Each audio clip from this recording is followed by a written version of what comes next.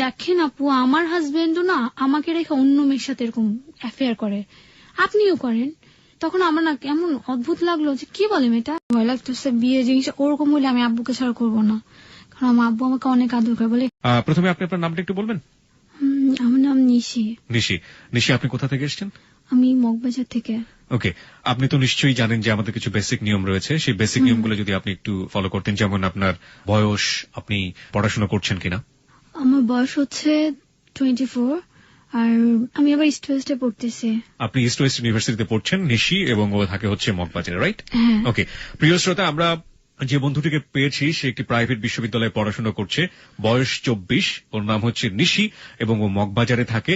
ওর জীবনের গল্প আজকে আমরা আমাদের হ্যালো 8920 তে লাখো শ্রোতাকে শোনাবো। তো নিশি, আপনি কোথা থেকে শুরু করতে চান? আমি আমার ছোটবেলা থেকে শুরু করতে চাই। জি প্লিজ। আমরা 2 বোন, জি, এক ভাই। আমার বাবা মা আমাকে সবসময় খুব আদর করতো। 2 বোন বললেন আপনারা এবং এক ভাই, মানে একটু ক্রমানুসারে বলবেন, কে বড় কে ছোট? আমি হচ্ছে সবার বড়। আপনি সবার বড়, ওকে। আর আমার মেঝো বোন, তারপরে ছোট ভাই। এমনিতে বাবা কি করেন? Service holder. Service holder. উনি কি গভর্নমেন্ট জব করছেন নাকি বেসরকারি? গভর্নমেন্ট জবের সার্ভিস হোল্ডার, এবং মা সম্ভবত গৃহিণী, রাইট? ইয়েস। ওকে। তারপর ছোটবেলার কাহিনী হচ্ছে যে কোচিং এ যেতাম। আমার দুনিয়া ছিল বাসা, কোচিং আর স্কুল, এগুলোই। ছোটবেলা থেকে আপনি কোচিং করছেন? মানে জন্মের পর থেকে কোচিং? না, যখন এগুলোই ছোটবেলা কোচিং, এই কটাই ছিল আমার দুনিয়া। আমি কোচিং বলতে বোঝাচ্ছি যে আপনি কোন ক্লাসের কথা বলছেন? কোচিং তো করি ক্লাস 3 থেকে। ক্লাস 3 থেকে কোচিং? আর কিসের কোচিং এটা ক্লাস 3 থেকে? কোচিং বলতে ম্যাথ করতাম। ক্লাস 3 বাচ্চাদের জন্য কোচিং সেন্টার আছে? আসলে কোচিং না, টিউশনি যেটা বলে, টিচারের বাসায় যেতাম। টিচারের বাসায় যেতেন, ওকে, এটাকে কোচিং বলে অনেকে। ওকে, আমার ঠিক জানা ছিল না। আমরা কোচিং সেন্টার বলতে যেটা বুঝি যে বিশ্ববিদ্যালয়তে ভর্তি হওয়ার জন্য কিংবা 8-9 যেটা করে আর কি। ওকে, এটা এক ধরনের কোচিং, ফাইন। এটা আমি বলতেছি আমি যখন ক্লাস 10 এ পড়ি, তখন আম্মু আমাকে কোচিং এ নিয়ে যাচ্ছিল। কি ওই সময় মোবাইল নতুন নতুন মোবাইল আসছে, 2004 এর এটা কাহিনী। তো আমার পাশে একটা লোক বসেছিল রিক্সাতে। তো সে কি করলো, মোবাইলে এমন ভাবে ধরলো, ইঞ্জিনিয়ার মোবাইলে 1/3 বাইরে, হাতের মধ্যে 1 ভাগ মোবাইলটা আসা। তো আমি দুষ্টুমি করে আম্মুকে বলতেছে কি যে আম্মু, মোবাইলটা টান দিয়ে নিয়ে যাই কেমন হবে, আমাদের সাথে আগে চলে যাবে। তো আম্মু বলছে এসব কি। তো এটা আমার আম্মুর কাছে অনেক লাগছে। লাগার পর আমার আম্মু এরপর থেকেই মাথায় টেনশন, আমার মেয়েকে মোবাইল নিয়ে এরকম বললো, ওকে মোবাইল কিনে দিব। তখন আমি ক্লাস 10 এ পড়ি, কোচিং করতেছি। তারপর আমার আম্মু মোবাইল কিনে দেয়, একটা 20 না 25 হাজার টাকা দিয়ে একটা মোবাইল কিনে দেয়। তখন তো কারোই মোবাইল নাই। দাঁড়ান, আমি একটু থামাতে চাচ্ছি আপনাকে। সেটা হচ্ছে যে আপনি এক চান্সে ক্লাস 10 এ চলে আসলেন। আমরা আরেকটু জানতে চাই পিছনের কিছু 10 এর ওখান থেকে আর কি বুঝতে শুরু করলাম। তো ওখান থেকে লাইফটা আসলে ওখান থেকে বুঝতে শুরু করেছেন। তার আগে একটু পারিবারিক এনভায়রনমেন্টে জানতে চাই। আপনি পরিবারের সবচেয়ে বড় সন্তান, পারিবারিক স্কুলিং বা যদি বলা যেতে পারে যে আপনার বড় হওয়াটা কেমন ছিল? আদরের ছিলেন নাকি মারঠার খেতেন? অবশ্যই আদরের ছিল, বাট আমি একটু দুষ্ট ছিলাম। আমি আর আমার মেজো বোন হচ্ছে ফেভিকল, যেখানে যাবো ঘুরতে ওকে নিয়ে যাবো। আর দেখা যেত কি ঘুরতে যায় আমার প্ল্যানে ও যায়, এইটা আমার বাসার ফ্যামিলি কেউ পছন্দ করতো না। আমার হয় না যে বাবা মা বোনরা মিল থাকলে খুশি, আমার বাবা মা বোনে মিল থাকলে আরো বকে দিত, নিশ্চয়ই কোনো প্ল্যান করতেছে ঘুরতে যাবে, দুজনে মিলে একটা শয়তানি বুদ্ধি কিছু একটা বের করছে। দেখা যেত আমরা দুজন গল্প করতেছি, আমার আব্বু আম্মু আসছে, দেখা যেত ঝগড়া একটা ভাব করতাম, এটা ধর এটা, আবার চলে গেলে মিল। তো এরকম করতাম, আলাদা আলাদা থাকতাম। আর দুজনে যখনই কোথাও ঘুরতে যাব সারাদিন রাত আলোচনা। দেখা যায় অনেক রাতের বেলা আমার আম্মু উঠে দরজার পাশে কান দিয়ে থাকে যে কি প্ল্যান করছে এমন হয়। আর খারাপ লাগতো। ছোট ভাইটার ভূমিকাটা কি থাকতো এখানে? ছোট ভাইটা বুঝাইলে বুঝতো, মাঝে মাঝে যদি বকা দিতাম বলতাম আম্মু তুমি যে সেদিন দেখলাম ঝগড়া করছে, আসলে ওরা আগে থেকে শিখাই নিচ্ছে, আসলে কোনো ঝগড়া ছিল না, এরকম। তো 2-3 দিন এরকম হয়েছে, এরপর সিরিয়াস ঝগড়া দেখাতাম। যাই হোক, এটা না এখানে একটা মজার চিত্র দেখলাম আমরা। সাধারণত যে পিঠে ভাই বোন হলে দেখবেন যে দহরম মহরম সম্পর্ক হয়। ছোটবেলা আমরা দুজন কেউ কাউকে দেখতে পারতাম না। ও আমার থেকে একটু সুন্দর ছিল, ফর্সা ছিল, ওর দেখতে পারতাম না। ভাই বোনদের মধ্যে জেলাসিটা চলে আসে। ও তো 1.5 বছর ছোট, চলে আসতো, আমার থেকে লম্বা ছিল। কিন্তু যখন একটু বুঝতে শুরু করলাম তখন ওর মধ্যে অনেক মিল, ঘোড়াটা বুঝলাম যে ঘোড়া জিনিসটা কি, ঘুরতে যাওয়া, একা তো ঘোরা যাবে না, সুতরাং সাথে একজন বোনকে রাখা দরকার, এরকম। তারপর বাসা থেকে না বলে অনেক জায়গায় গেছি। একবার ফ্যান্টাসিতে গেলাম, আমার কাজিনকে নিয়ে গেলাম। তো ওর মার সাথে খুব ফ্রি, ছেলে মানুষ। ওর মাকে যাওয়ার সময় বলছে আম্মু আমি ফ্যান্টাসিতে যাচ্ছি, সাথে নিশিরা যাচ্ছে। আমার বাবা ওর সাথে মিশতে দেবে না, নিশ্চয়ই কাহিনী করবে। কি আমি বাসায় বললাম যে আম্মু আমার ফ্রেন্ডের বাসায় ম্যাট্রিক পরীক্ষা উপলক্ষে তো মিলাদ হবে, তো আমার সকাল থেকে থাকতে হবে, কোনো ভাই বোন আমার হেল্প করতে হবে, আস্তে আস্তে রাত হবে, বুঝতে যাও সমস্যা নেই। গেলাম ফ্যান্টাসিতে, আমার সাথে আমার বোন গেল। যাওয়ার পর বোনের নামটা কি ছিল? দিশা। ওকে, দিশা আপনার সঙ্গে গেল। দিশা, নিশি, অদ্ভুত অদ্ভুত নাম। ও বয়সের ডিফারেন্স কত ছিল আপনার সঙ্গে? 1.5 বছর। 1.5 বছরের বয়সের ডিফারেন্স, তাহলে তো খুব বেশি ডিফারেন্স না। ওকে, হ্যাঁ। তারপর গেলাম, যেতে যেতে ওখানে 12টা-1টা বেজে গেল। তারপর ড্রেস চেঞ্জ করে এত টাকা দিয়ে ঢুকলাম ওখানে, প্রায় 550 টাকার মতো। ফ্যান্টাসি কিংডমে ঢুকতে হলে ড্রেস চেঞ্জ করতে হয়? Water kingdom. ওয়াটার কিংডম, ওকে। ওয়াটার কিংডমে গেলাম, তারপর এত টাকা দিয়ে টিকিট কেটে ঢুকলাম, প্রায় 1200 টাকার মতো দুজনে লাগলো। ঢুকে ড্রেসটা চেঞ্জ করে বললাম কি ফোনের কি অবস্থা, কন্ডিশনটা দেখে রেখে দিব। কোন ফোন? যে ফোনটা কিনে দিল আপনার আম্মু আপনাকে? হ্যাঁ, ওকে। ওই ফোনটা দেখি, ফোনে কলের পর কল, 11টা মিস কল। আমি বললাম যে আমার আম্মু এতবার ফোন ধরলাম, আমার বাবা ফোন দিছে, তুই কোথায়? বলি আব্বু আমি তো ওদের বাসায়। বলে ওর মাকে দে। আমি পুরো অবাক হয়ে একটু আমরা এখান থেকে একটু ফিরবো। প্রিয় শ্রোতা, বুঝতে পারছেন যে ক্লাইম্যাক্স প্রথমেই শুরু হয়ে গিয়েছে। ফোনের ব্যাপারটাতে আরেকবার একটু আসতে চাই, আমি একটু ফ্ল্যাশব্যাক করতে চাই। ফোনটা আপনার আম্মা আপনাকে কিনে দিল এই কারণে যে খুব মজা করে আপনি পাশের রিক্সায় কোন এক ভদ্রলোক ফোনটা হাতে ধরেছিল, প্রায় অনেকখানি বের হয়েছিল। আপনি আপনার মাকে বলছিলেন যে আমি যদি এখন থাবা দিয়ে বা ফোনটা নিয়ে যাই, আমাদের রিক্সা তো আগে চলে যাচ্ছে। ছোটবেলায় এটা খুব স্বাভাবিক হতেই পারে, এই ধরনের কুবুদ্ধি মাথায় আসতেই পারে। তো এটা নিয়ে আপনার মা খুব চিন্তিত হয়ে যাওয়ার পরে আপনাকে খুব দামি একটা সেট কিনে দিয়েছিল ক্লাস 10-এ থাকা অবস্থায়। কম দামি সেটই অনেক দামি, সিমের দাম সেই সময়টাতে। 10,000 টাকা। হ্যাঁ, সেই সময়টাতে লাল লাল সিম ছিল, আমার মনে আছে। কত টাকা দাম ছিল সেই সময়টাতে ফোনটার সব মিলিয়ে? 23 অথবা 25। সিম এবং ফোন সহ 23 অথবা 25,000 টাকা দিয়ে মা যাতে সন্তান অন্যদিকে না যায় সেটার জন্য, this is a very crucial point, সেটার জন্য তাকে একটা ফোন কিনে দেওয়া হলো 23 কিংবা 25,000 টাকা দিয়ে সেই সময়টাতে। হ্যাঁ, তারপর সেই ফোন আসছে ফ্যান্টাসি কিংডমে যাওয়ার পর। বলে ওর মাকে দে। আমি বললাম আব্বু দিচ্ছি, দাঁড়াও। এখন দিচ্ছি বলে এদিক ওদিক তাকাচ্ছি, কাকেও পাচ্ছে, মানে একটা মেয়ের টোন দরকার। দেখি একটা মহিলা ছেলে মেয়েকে নিয়ে আসছে, উনি বসে আছে গাছের নিচে, কোনো কিছুই না বলে কানে ফোন দিয়ে বলে, গানটি আমার আব্বুর সাথে কথা বলেন, আমার আব্বু মিথ্যা বলছি তো, আপনি বলেন যে আপনার ফ্রেন্ডের মা। তো উনি ফোনটা শুনলো, ফোনটা কানে বলে কি বলবো, আর আমি ফোনটা রেখে দিচ্ছি। পরে আব্বু তখনই বুঝে গেছে, আর তো ফোন ধরি না, এখন কি পানিতে নামবো, কি দেখবো, কি ছবি তুলবো, চায়ও না মন যে এত টাকার কষ্ট এমনিতেই শেষ, কোনো মজাটাই মাটি গেছে পুরা। চলে আসলাম দূর। এরপর আবার বাসে আসলে তো অনেক টাইম লাগবে, ওয়েট করতে হবে। আমি কাজিনের থেকে কিছু টাকা ধার নিয়ে ট্যাক্সি ক্যাব নিলাম। পরে বাসায় এসে বকাম, আমি গেলাম, আমার ছোট বোনটা গেল, পরে ঘরে ঢুকবো দেখি আব্বু বারান্দায় দাঁড়ায় আছে। এখন ছোট বোন দেখ তুই এগে যাবো, তুই এগে যা, এরকম করতে করতে রিক্সা তো বাসের সামনে। এখন বলে আমি নামি, আবার চিন্তা করলাম যে দরজা খুলে যদি ছোট থাপ্পড় মারে, তারপর কি করবো, দেখে তাকায় আছে। তো এখন বড় গেলাম, আমি আগে ঢুকে গেছি, আমার ছোটটাকে ভেদ দিছে 2-3টা চড় থাপ্পড়, খারাপ লাগছে আসলে। পরে বলি কিভাবে জানলো, এটা জানার তো কোনো ওয়ে নাই, কারণ বাসা থেকে বলে গেছি। পরে জানতে পারলাম আমার যে খালাটা ছিল, ও আমার আম্মুকে ফোন করে বলতেছে যে আমার ছেলেটা গেছে, ওর কাছে তো ফোন আছে, ফোন নাম্বারটা কত, আমি ল্যান্ড ফোন থেকে ফোন দিব। এটাই হচ্ছিল মেইন কাহিনী, মানে আমার খালাটার মাধ্যমে জানতে পারছে। গেল, অনেক বকা দিছে, আমাকে মারেনি, বকা দেওয়ার পর কি করবো, দুইজনে আলাদা আছি, খারাপ লাগতেছে এত, মানে ওই সব নতুন ফ্রেন্ড আছে, এক একজনের গেট আপ, মানে সবকিছু নতুন, বাইরে একটা কান্ট্রি মনে হয়েছে, মানে ওই সময় এত কিছু ভালো সুন্দর ছিল না, ওইটাই ফ্যান্টাসি কিংডমটাকে নতুন, মানে একদম বাইরের দেশের মনে হচ্ছে। ওকে, সুন্দর লাগছে। দুজনে আলোচনা করবো, পেট ফেটে যাচ্ছে, এই আলোচনা করবো, এই মেয়ে যে করছে, এরকম করছে, কিন্তু আলোচনা করতে পারতেছি না। তারপর কি করব, গেল বলে 2-3 দিন যা কেমন। আর ও তো এমনিতে আমার ছোটটা তো আমার সাথে কথা বলে না, ঘুমাই খেয়েছে, আমি খাইনি।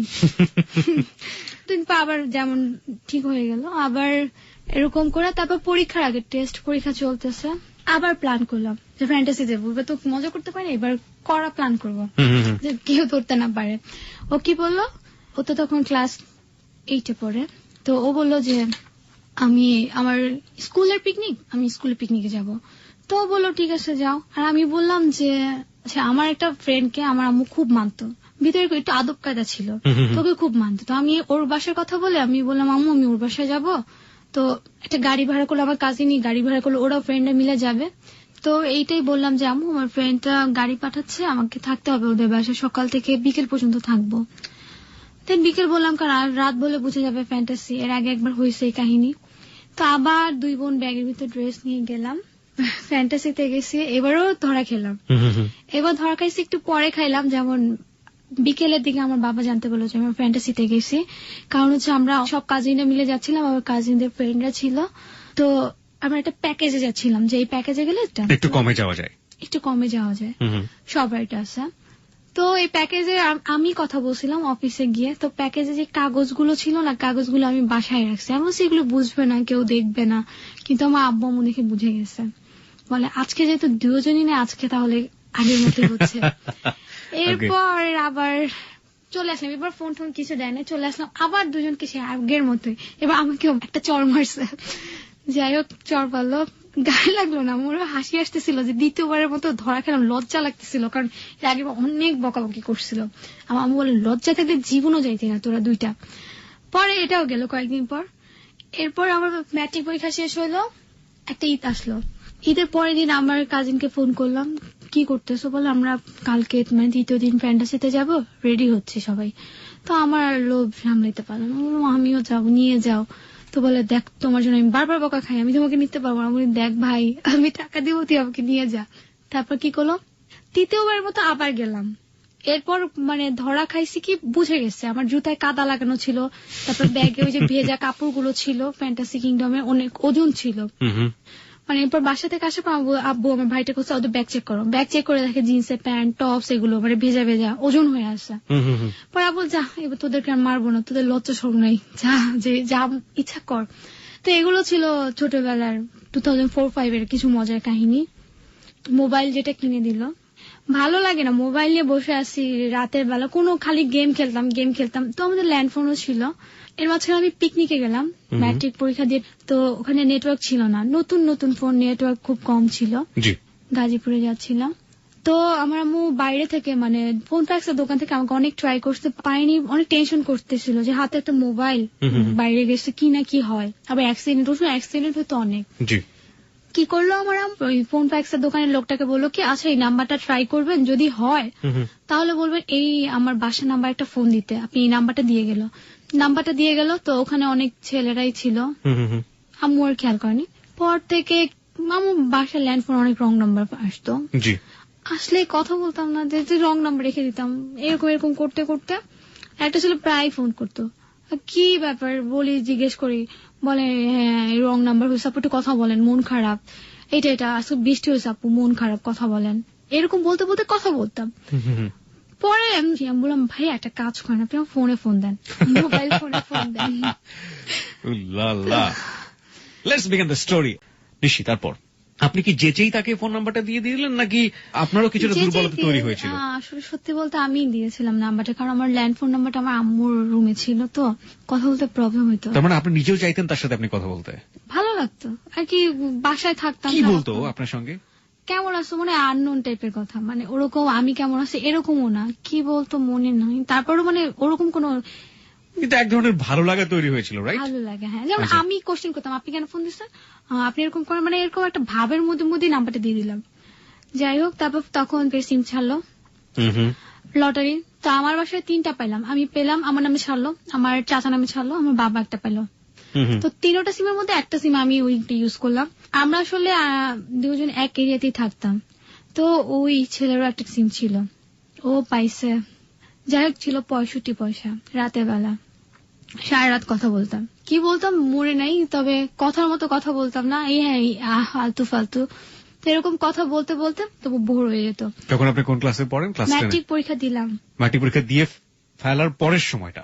হ্যাঁ, অবসর সময়টা 3 মাসে লং টাইম একটা ছুটি থাকে। ইনফ্যাক্ট এখন ছেলে মেয়েদের ওই ছুটিটা থাকে না, কারণ ম্যাট্রিক পরীক্ষা দেওয়ার পরে তারা যেভাবে প্রিপারেশন নেয় কলেজগুলোতে ভর্তি হওয়ার জন্য। ওকে, হ্যাঁ। তারপর হচ্ছে আমি একটা ওই টাইমে একটা আমার পাশের বাসার পিচ্চিকে পড়াইতাম, তো পিচ্চি একদিন বলতেছে যে আপু তোমার গলা ফোনে অন্যরকম লাগে, তুমি কিভাবে শুনলা? আর কিনা আমার ভাই আর একটা ফ্রেন্ড তোমাকে তোমার গলা লাউডে শুনাইছে। তখন পিচ্চি ক্লাস 2-তে পড়ে, ও না বুঝে এই কথাটা বলছে। আমি তোমার ভাই আর ফ্রেন্ড আমার কথা লাউডে শুনাইছে কিভাবে? বলে তোমার ভাই ফ্রেন্ডকে দেখাতে পারবো? হ্যাঁ তোমার পাশের বাসায় তো বাসা। আমি মানে, পরে এর মাঝখানে একটা কাহিনী হচ্ছে, ম্যাট্রিক পর আমি গান শিখতাম, তো আমার আম্মু আমাকে গানে দিচ্ছিল, বাট আমার ইচ্ছে ছিল নাচে। Let's play the music. আমরা তো রেডিওতে নাচ দেখাতে পারবো না, গান নিশ্চয়ই শোনাতে পারবো। আচ্ছা, গানটা শেখা হয়নি, নাচ শখ ছিল। তো আবার আম্মু কি করলো, আমাকে গানে ভর্তি করে চলে আসলো, জানালা দিয়ে দেখতাম মেয়েরা নাচতেছে। ওই সময়টাতে ম্যাট্রিক পরীক্ষা দেওয়ার পরে? অবশ্যই সময়টা। নাচতেছে, আমার কাছে এত খারাপ লাগে, বুদ্ধি করলাম আমরা দুই বোনই, মেজোটা আর আমি, চল আমরা নাচে চলে যাই, গান গেয়ে কি হবে বল, আল্লাহ গুনা দিবে, নাচে চল। নাচে গুনা দিবে না, না নাচতে। ওকে। তো তারপর করলাম কি, আমরা দুজন গানের ক্লাসে না গিয়ে নাচের ক্লাসে নাচ শিখতাম। তারপর আমার আম্মু একদিন বাসায় কেউ জানতো না যে আপনারা নাচ শিখছেন? বাসার কাছে আমরাই চলে আসতাম দুজন একা একা। তো আমার ছোট বোনটা যেতে পারলো না, 8 বৃত্তি পরীক্ষা, তো ও আর অফ করে দিল, আমি একা একা যাওয়া আসা করতাম।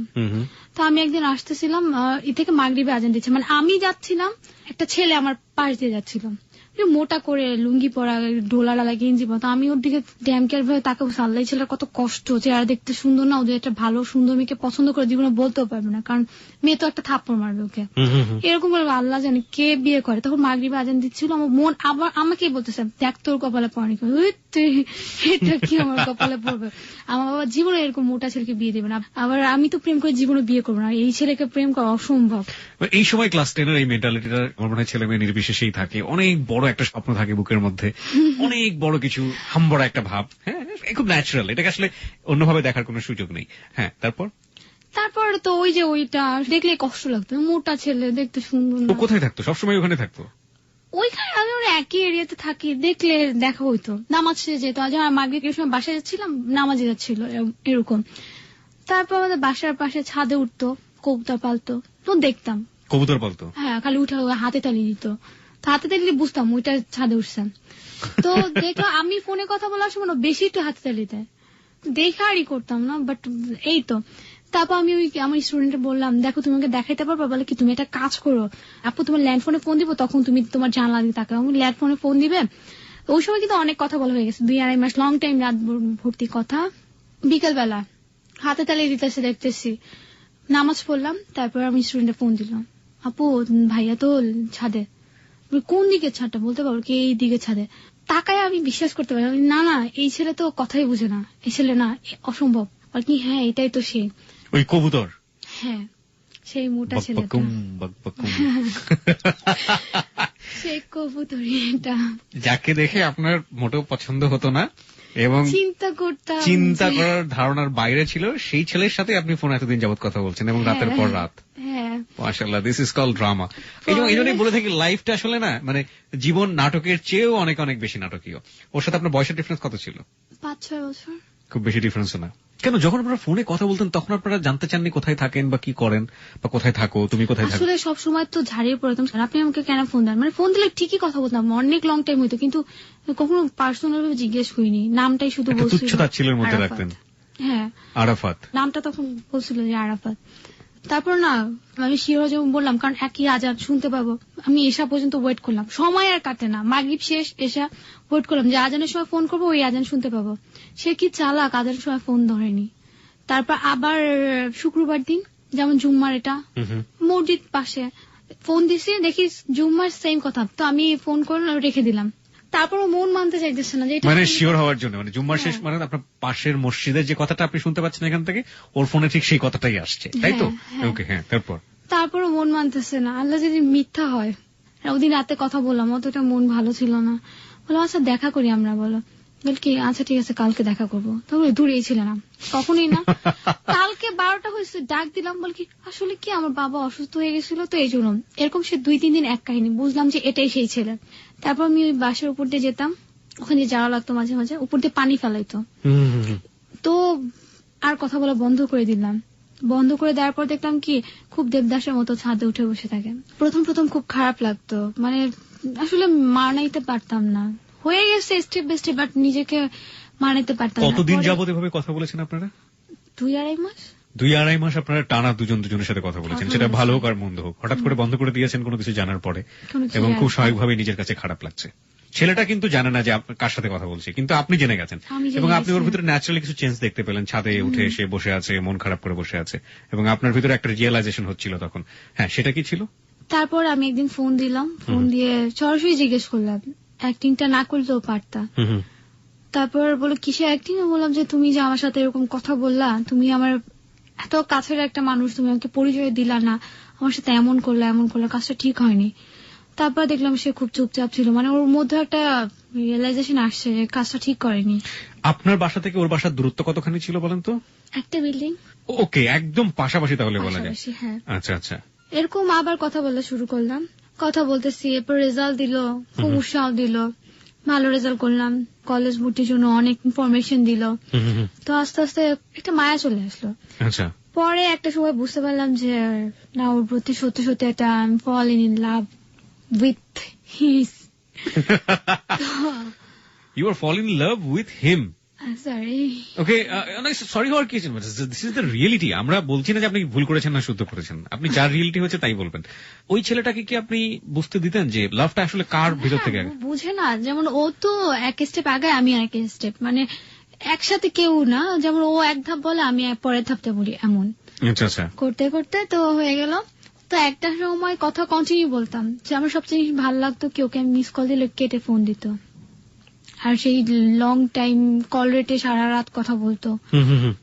তারপর একটা দিন রাতে আমার আম্মু ধরে ফেলে। আচ্ছা আচ্ছা আচ্ছা। আমাকে জিজ্ঞেস করে কে, আমি কি করি একটু লুকাই, কিন্তু এত কোয়েশ্চেন করে যে অ্যান্সার করতে পারি না।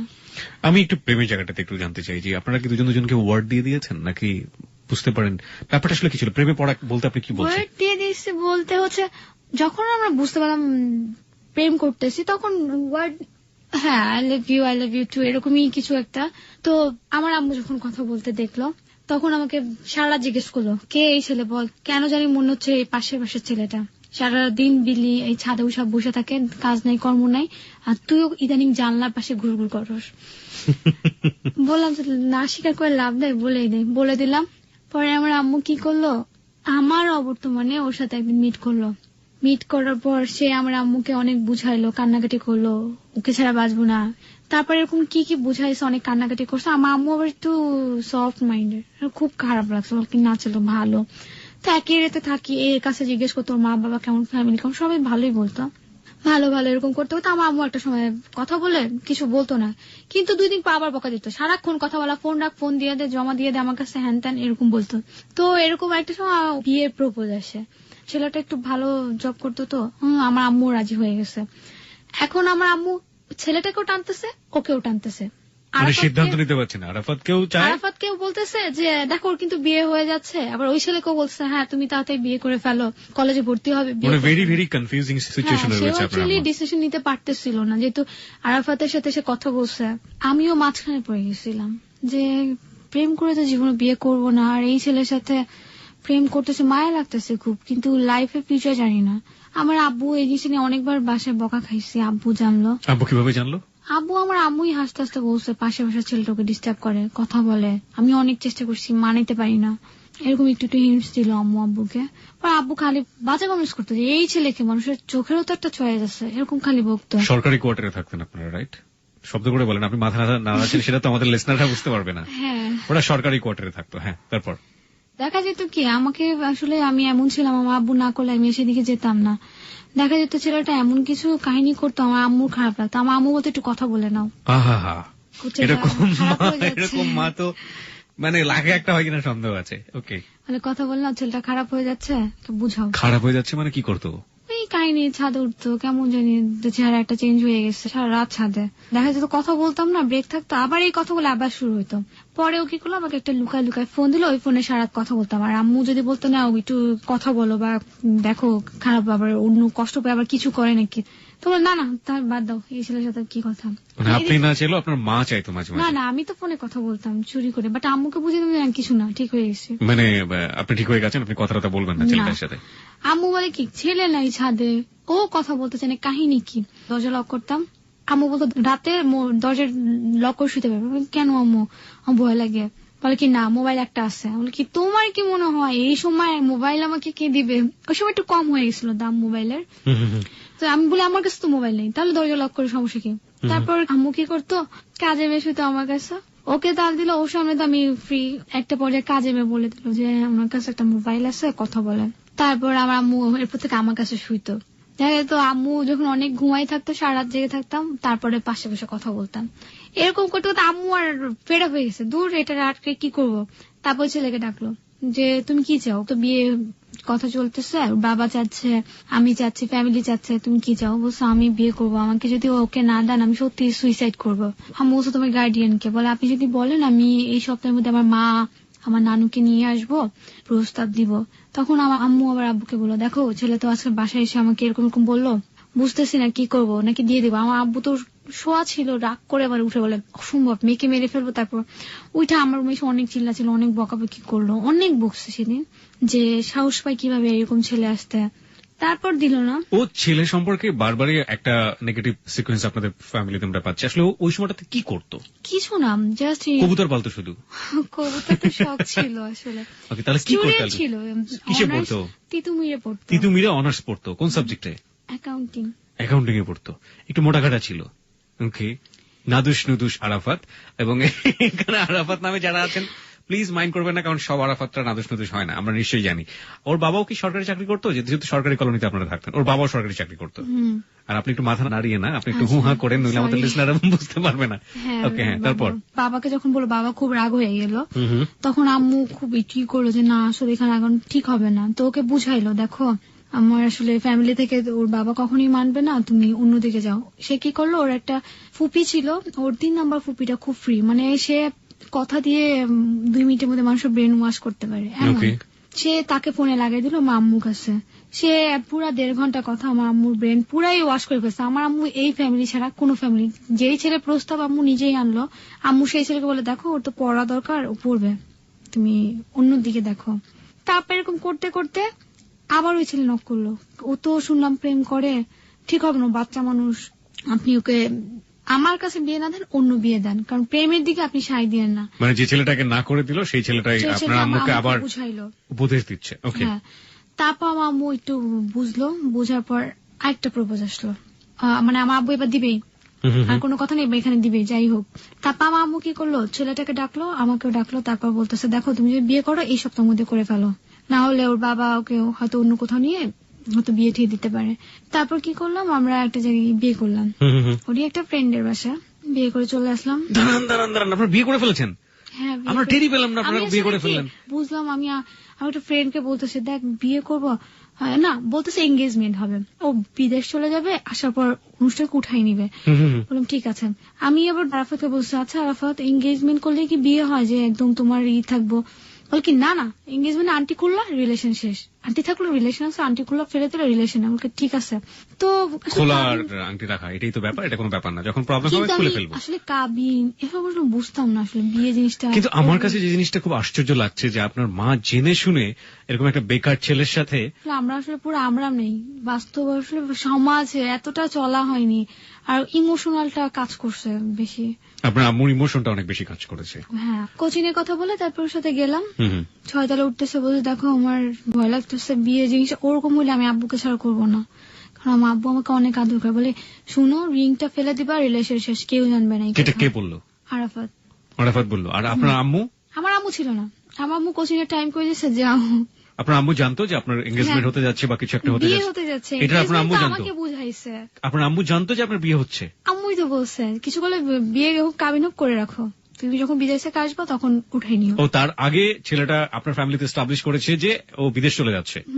ওকে, হ্যাঁ, the situation is like that. তারপর গেলাম ফ্রেন্ডের বাসায়, আধা ঘন্টা হয়ে গেছে, আমি বলতেছি কি ব্যাপার, কাবিন এঙ্গেজমেন্ট কি হয় না কেন? বলতেছে কেউ একজন আসবে, তার জন্য ওয়েট করতেছে। কে একজন হচ্ছে কাজী, তো উনি আসলো, ওনাকে দেখলাম আমার কেমন যেন একটু লাগলো, কান্না কান্না আসতেছে, কোন ইসে আসলাম আল্লাহ জানে। বলতেছে অজু করেন, অজু করতেছে, বলছে আল্লাহ কি হইতেছে এগুলো, বুঝতেছি না কিছুই। তাই তো বিয়ে হলো, দেখে একজনের ভিডিও করতেছে, তখনও বুঝি না, মানে যে দেখতেছি জানতেছি কিন্তু বুঝতেছি না, মানে যে বিয়ে করছে সেই বুঝতে পারছে না যে আসলে কি হচ্ছে। আসলে জানি বিয়ে হচ্ছে, কিন্তু এতটা সিরিয়াস একটা জিনিস এটা বুঝতেছি না। মানে কি হলো আপনার সঙ্গে? আপনার কাছ থেকে আমরা শুনতে চাই এই কারণে, যেহেতু আপনি জানেন না ব্যাপারটা। আসলে আমরা তো জানি বিয়ে কিভাবে হয়। বললাম না, কারো একজন ওয়েট করতেছিল, কাজী আসবে, আমার আম্মু ফোন দিতেছে, 3-4 ঘন্টা হয়ে গেছে, আসো না কেন? বলছে না এখনই আসবো। আমার আম্মু বলছে কাবিন কত টাকা করবা? ও বলতেছে 20 লাখ করে। আমি বললাম না না, এত টাকা না, কমাই করো।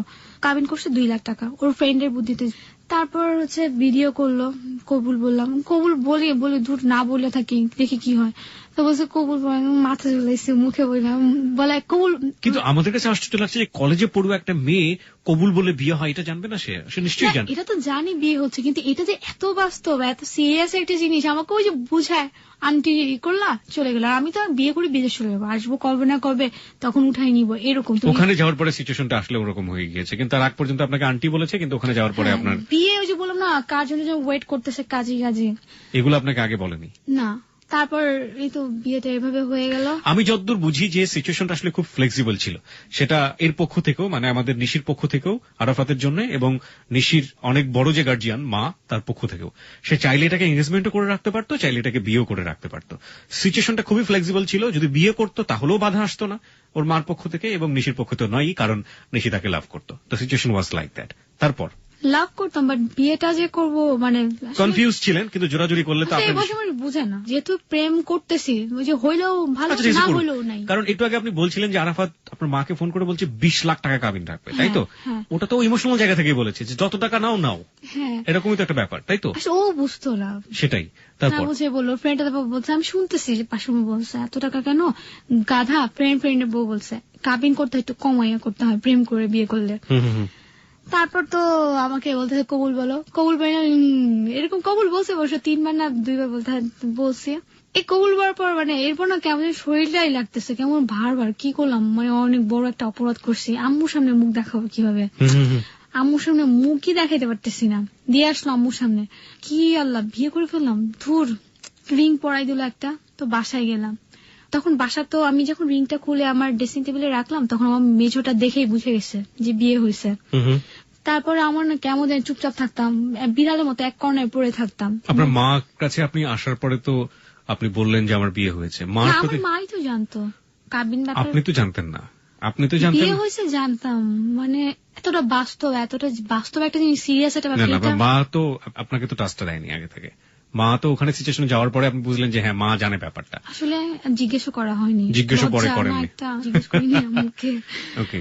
এই তো তারপর কেমন একটা ভার চলে আসলো। আমার আম্মু বলতেছে, দেখো তুমি আগে খুব চঞ্চল ছিলে, এই ভারটাই তোমার আমি চাইছিলাম অনেক আগে থেকে, পড়ালেখা করো, আর এই কথা যেন কাউকে বইলো না, তোমার আব্বু জানলে একদম মেরে ফেলবে, চুপচাপ থাকো।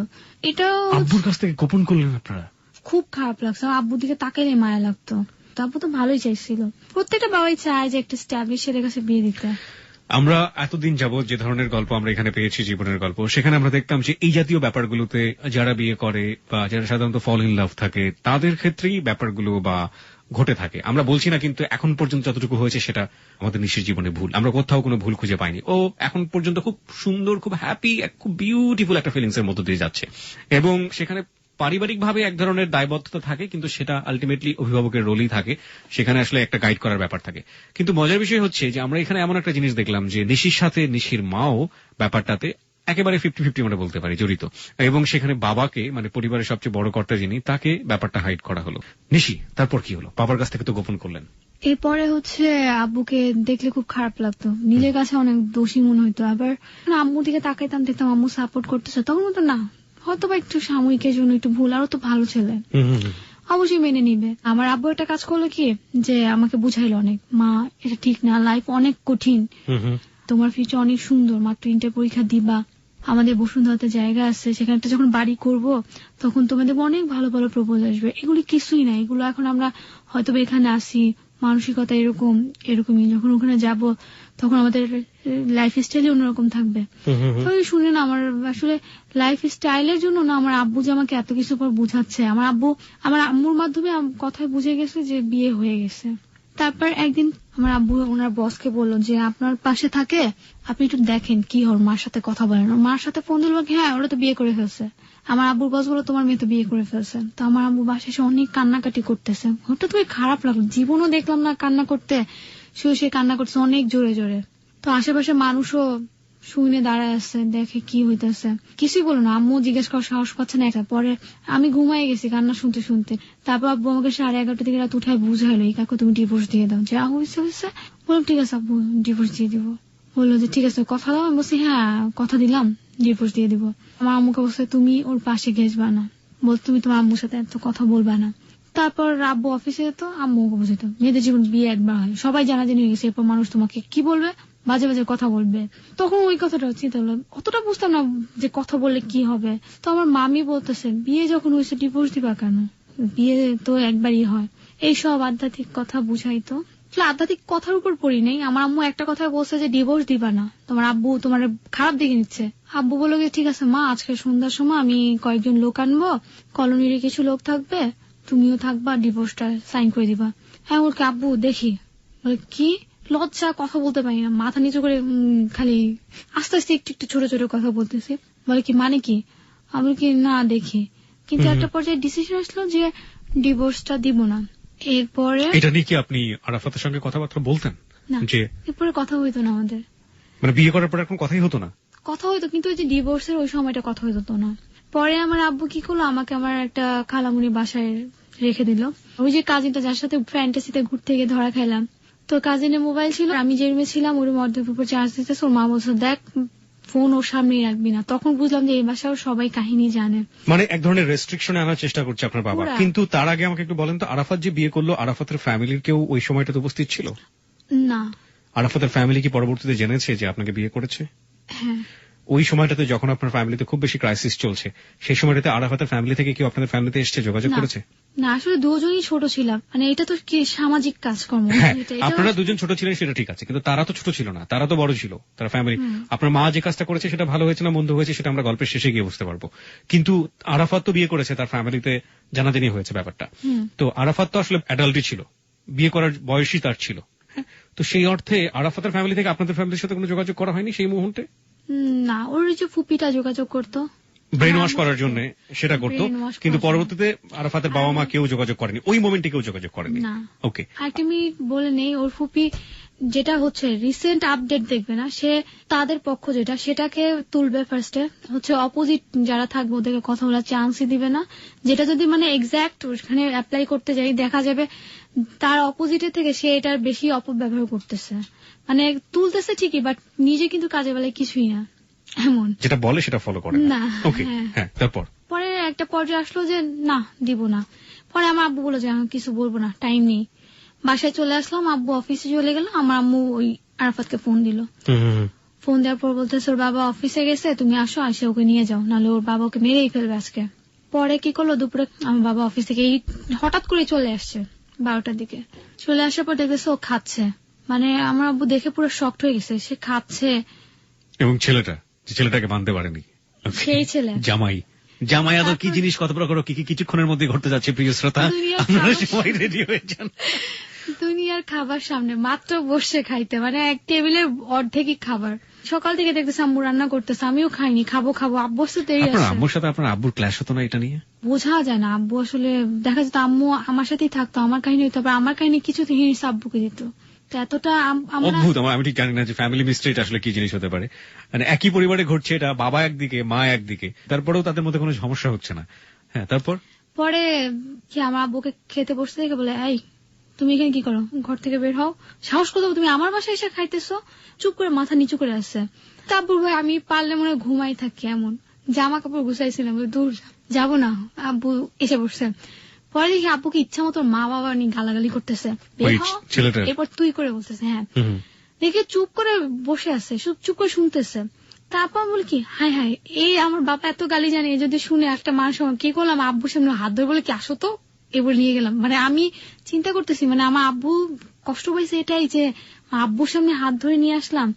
আসলে আমি কাজটা ওর জন্য করছি যে গালাগালি করতেছে, তাহলে ও একটা টাস করে বলে দিলে, ছেলে মানুষ বাবা মা নিয়ে বলতেছে এর জন্য। কিন্তু আমার আব্বু খুব কষ্ট পাইছে। পরে আমি চিন্তা করি আমারও খারাপ লাগছে, আমার এত বড় সাহস হলো, আব্বুর সামনে হাত ধরে নিয়ে চলে গেলাম। নিয়ে কোথায় গেলেন?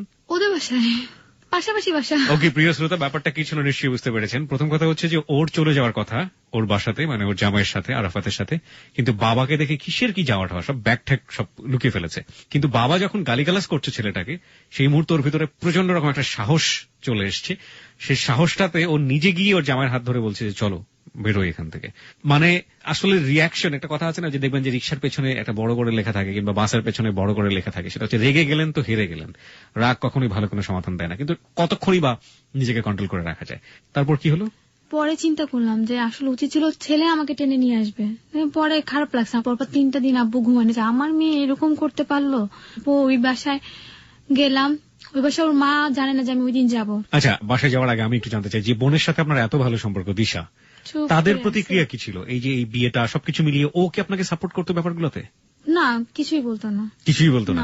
মানে এক ধরনের মা ছাড়া আপনার ফ্যামিলি থেকে আপনাকে কেউই আলটিমেটলি পজিটিভ কোনো সমর্থন দেয়নি এই পর্যন্ত, তাই তো? আচ্ছা, তারপর ওর মা হঠাৎ করে আমাকে নিয়ে গেল, বলতে সালাম করো, দেখে সালাম করলাম। ওর মাও তখন জানতো না। তারপর কি বললো, থাকো, রান্না বান্না করলো, খেলাম দিলাম, এরকম করে চলতে থাকলো। পরে দেখলাম এক সপ্তাহ থাকা পর আর ভালো লাগে না, খাবার দাবার ভালো লাগতেছে না। পরে আম্মু তো প্রতিদিন ফোন দিতেছে, আপডেট নিতেছে, অনেকক্ষণ কথা হয় আম্মুর সাথে প্রতিদিন। তারপরে কোরবানি চলে আসলো। কোরবানিতে আগে আমার প্রিয় প্রিয় কিছু রান্না করলো আম্মু। রান্না করবো বলছে, তোমার আব্বু বাইরে গেছে, গরু কিনতে গেছে, তুমি আসো, আইসা খাওয়া দাওয়া করে। তো আমাদের কর্নার একটা রুম ছিল, আমি কর্নারের রুমে ডাইনিং টেবিল ছিল একটা, মানে কাজে লাগতো না, সেটা উপরে উঠে ইচ্ছা মতো 2 বাটি 2 পাশে রেখে খাচ্ছে। আমার আব্বু কি করলো, বাইরে থেকে এসে আর জানে না আমার আব্বু কোরবানি গরু কিনছে, কর্নারে কি জানি নিতে গেছে, টাস করে দরজাটা খুলছে, খুলে দেখে আমি 2 বাটি সামনে নিয়ে খাচ্ছি। এত লজ্জা, মানে আমার আব্বু দেখে দরজাটাকে ওরকম রেখে চলে গেছে। এখন আমি চিন্তা করছি বের হবো কিভাবে এই রুম থেকে, লজ্জা। এখন আম্মু সে তোর বাপ কি তোরে দেখছে? কি হ্যাঁ দেখছে, দেখে বল কিছু বললি না।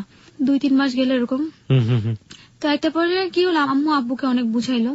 আমার বল ঠিক আছে, ওদেরকে এনে একটা দাওয়াত দাও, যেহেতু নিয়ম। আমার আম্মু অনেক বুঝাইলো আব্বুকে যে হয়ে গেছে, কি করবা, জানাজানি হয়ে গেছে। তারপর আমার আব্বু আমাদের পাশে একটা রুমে লুকায় ছিল। আমার আম্মু বললো, তোমার আব্বু দেশে গেছে, তুমি একটা কাজ করো, আর তোমরা দুজন আসো, আজকে আমাদের বাসায় তোমাদের দাওয়াত। পরে আসলাম, দাওয়াত খেলাম, খেয়ে চলে গেলাম।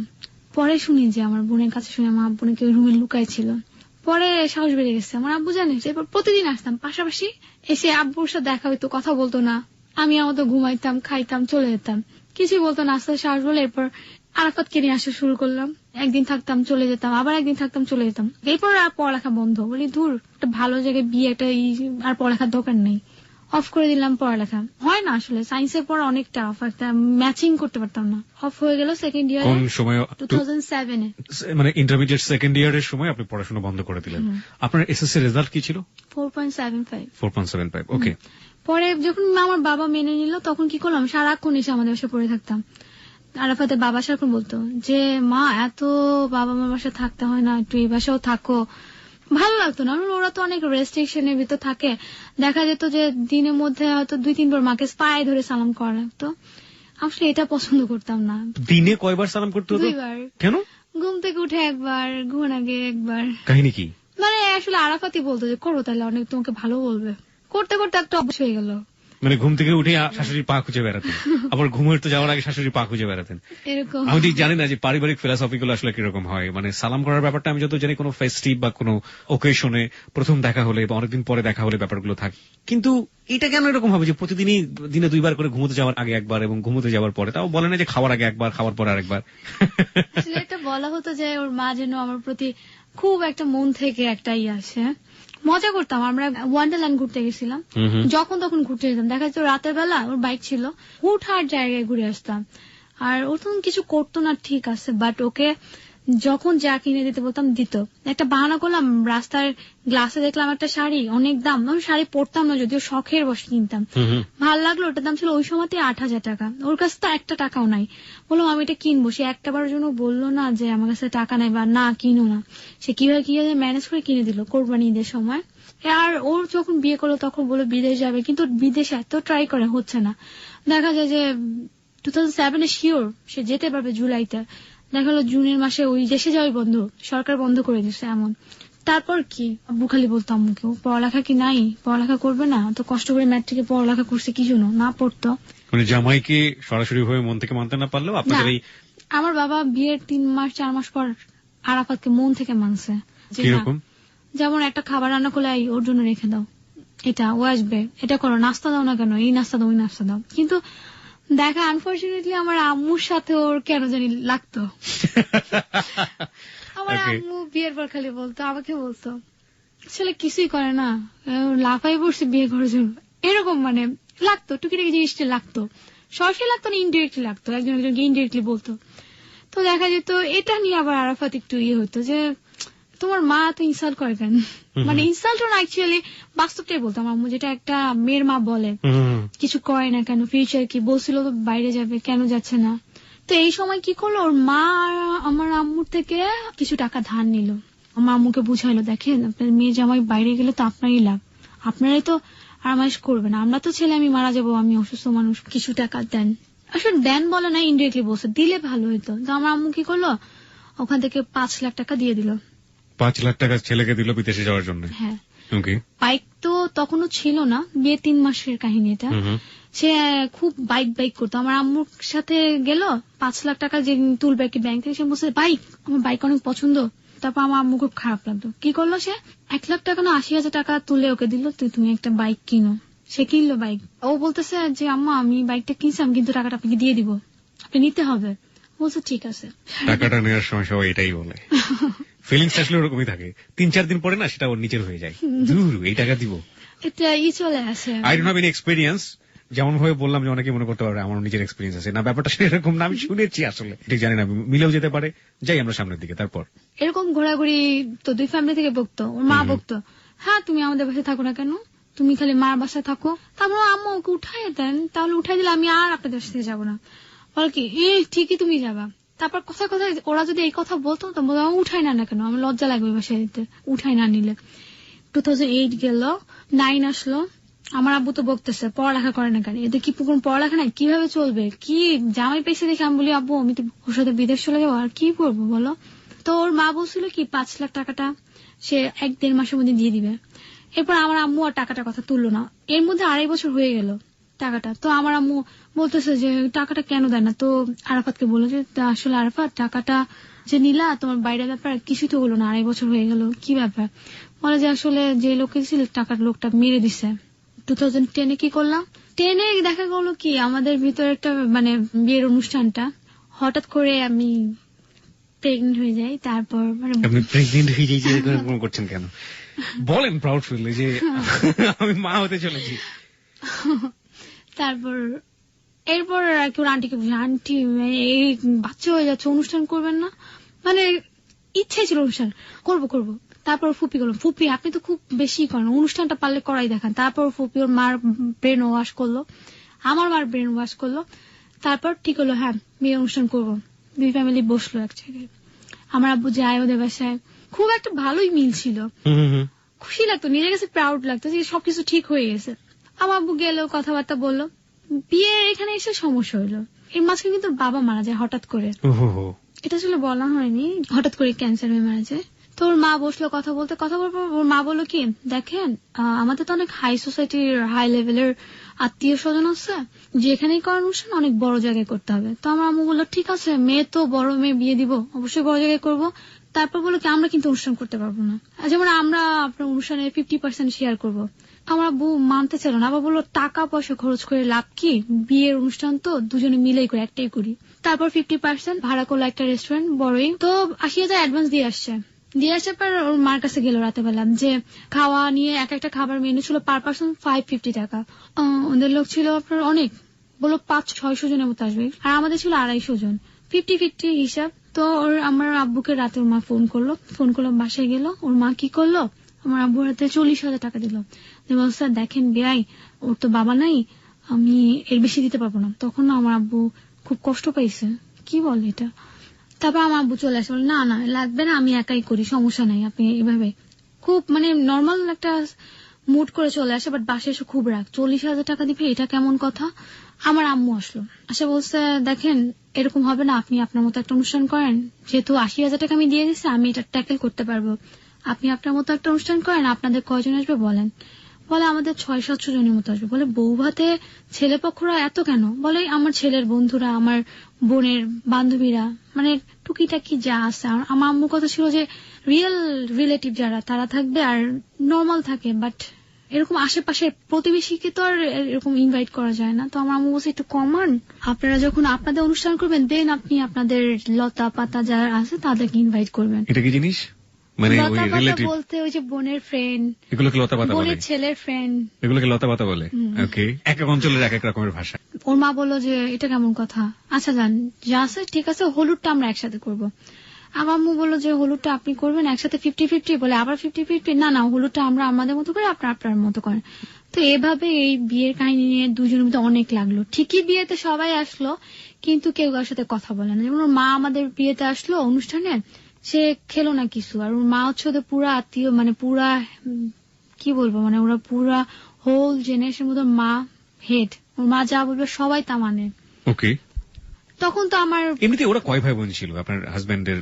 ওরা ছিল এক ভাই এক বোন। বোনটা ছোট ছিল? বোনটা ছোট ছিল। ওকে, তখন আমি বাবুর পেটে, টুইন্স বেবি। আপনি কিভাবে জানলেন টুইন? যখন আমি বুঝতে পারলাম আমি প্রেগনেন্ট, তখন আমার মাথার উপর কেমন, মাত্র ভর্তি হইলাম কলেজে, এখন যদি এগুলো শুনি, এর আগে তো 7-8 বছর গেল, কিছুই হলো না, এই সময় এসে প্রেগনেন্ট হইলাম। 7-8 বছর মানে ঠিক বুঝলাম না। বিয়ে হলো 2005-এ, ওকে, আর এটা হচ্ছে 2010-এ, সরি 5 বছর, 4 থেকে 5 বছর। এবং এই 5 বছরের মধ্যে আপনি মা হতে চলেছেন, গ্যাপটা দিলেন প্রায় 2 থেকে 3 বছরে, তারপর আপনি আবারও কলেজে ভর্তি হয়েছেন, তাই তো? ভর্তি আমার আব্বুর প্রেশার হয়েছে, কারণ কোন দিকে কি হয়, পড়ালেখাটা সেটাই, পড়াশোনা তো করা অবশ্যই উচিত। এবং আপনি বলছেন যে আপনি টুইন বেবি, আপনি জানলেন কিভাবে টুইন বেবি? দেখা যাচ্ছে আমি অনেক লং ড্রাইভে গেছিলাম, তখন আর কি একটু প্রবলেম হয়েছিল, তো টেস্ট করতেছে তো ডাক্তার বলতেছে তুমি এত পিচ্ছি মেয়ে, আচ্ছা আসো টেস্ট করি। টেস্ট করার পর বলে কি, এই তোমার এতগুলো হাত পা কেন? বলে কি, আমি তখনও শুনতেছি, হাসতেছি, তোমার তো টুইন্স বেবি। মানে না না, আমার না, আমার আগের মহিলার মেবি। বলে কি, তোমার আগের মহিলার টুইন্স বেবি? আচ্ছা ঠিক আছে, আবার দেখি তো। দেখে বলে যে তোমারই তো টুইন্স বেবি। মানে আমি মাথা উঁচু করে কথা বলতেছিলাম, না না আমার আগে, মাথা সোজা করে শুয়ে আছি। কি বলে এটা, 2টা বাচ্চা? কি করব, এটা কেমন কথা, 2টা বাচ্চা হয়েছে? ফার্স্টের কথা এটা ছিল যে যখন কম্পিউটার শেখা শুরু করলাম, কি 2টা কম্পিউটার কিনে দিব নাকি? আশ্চর্য।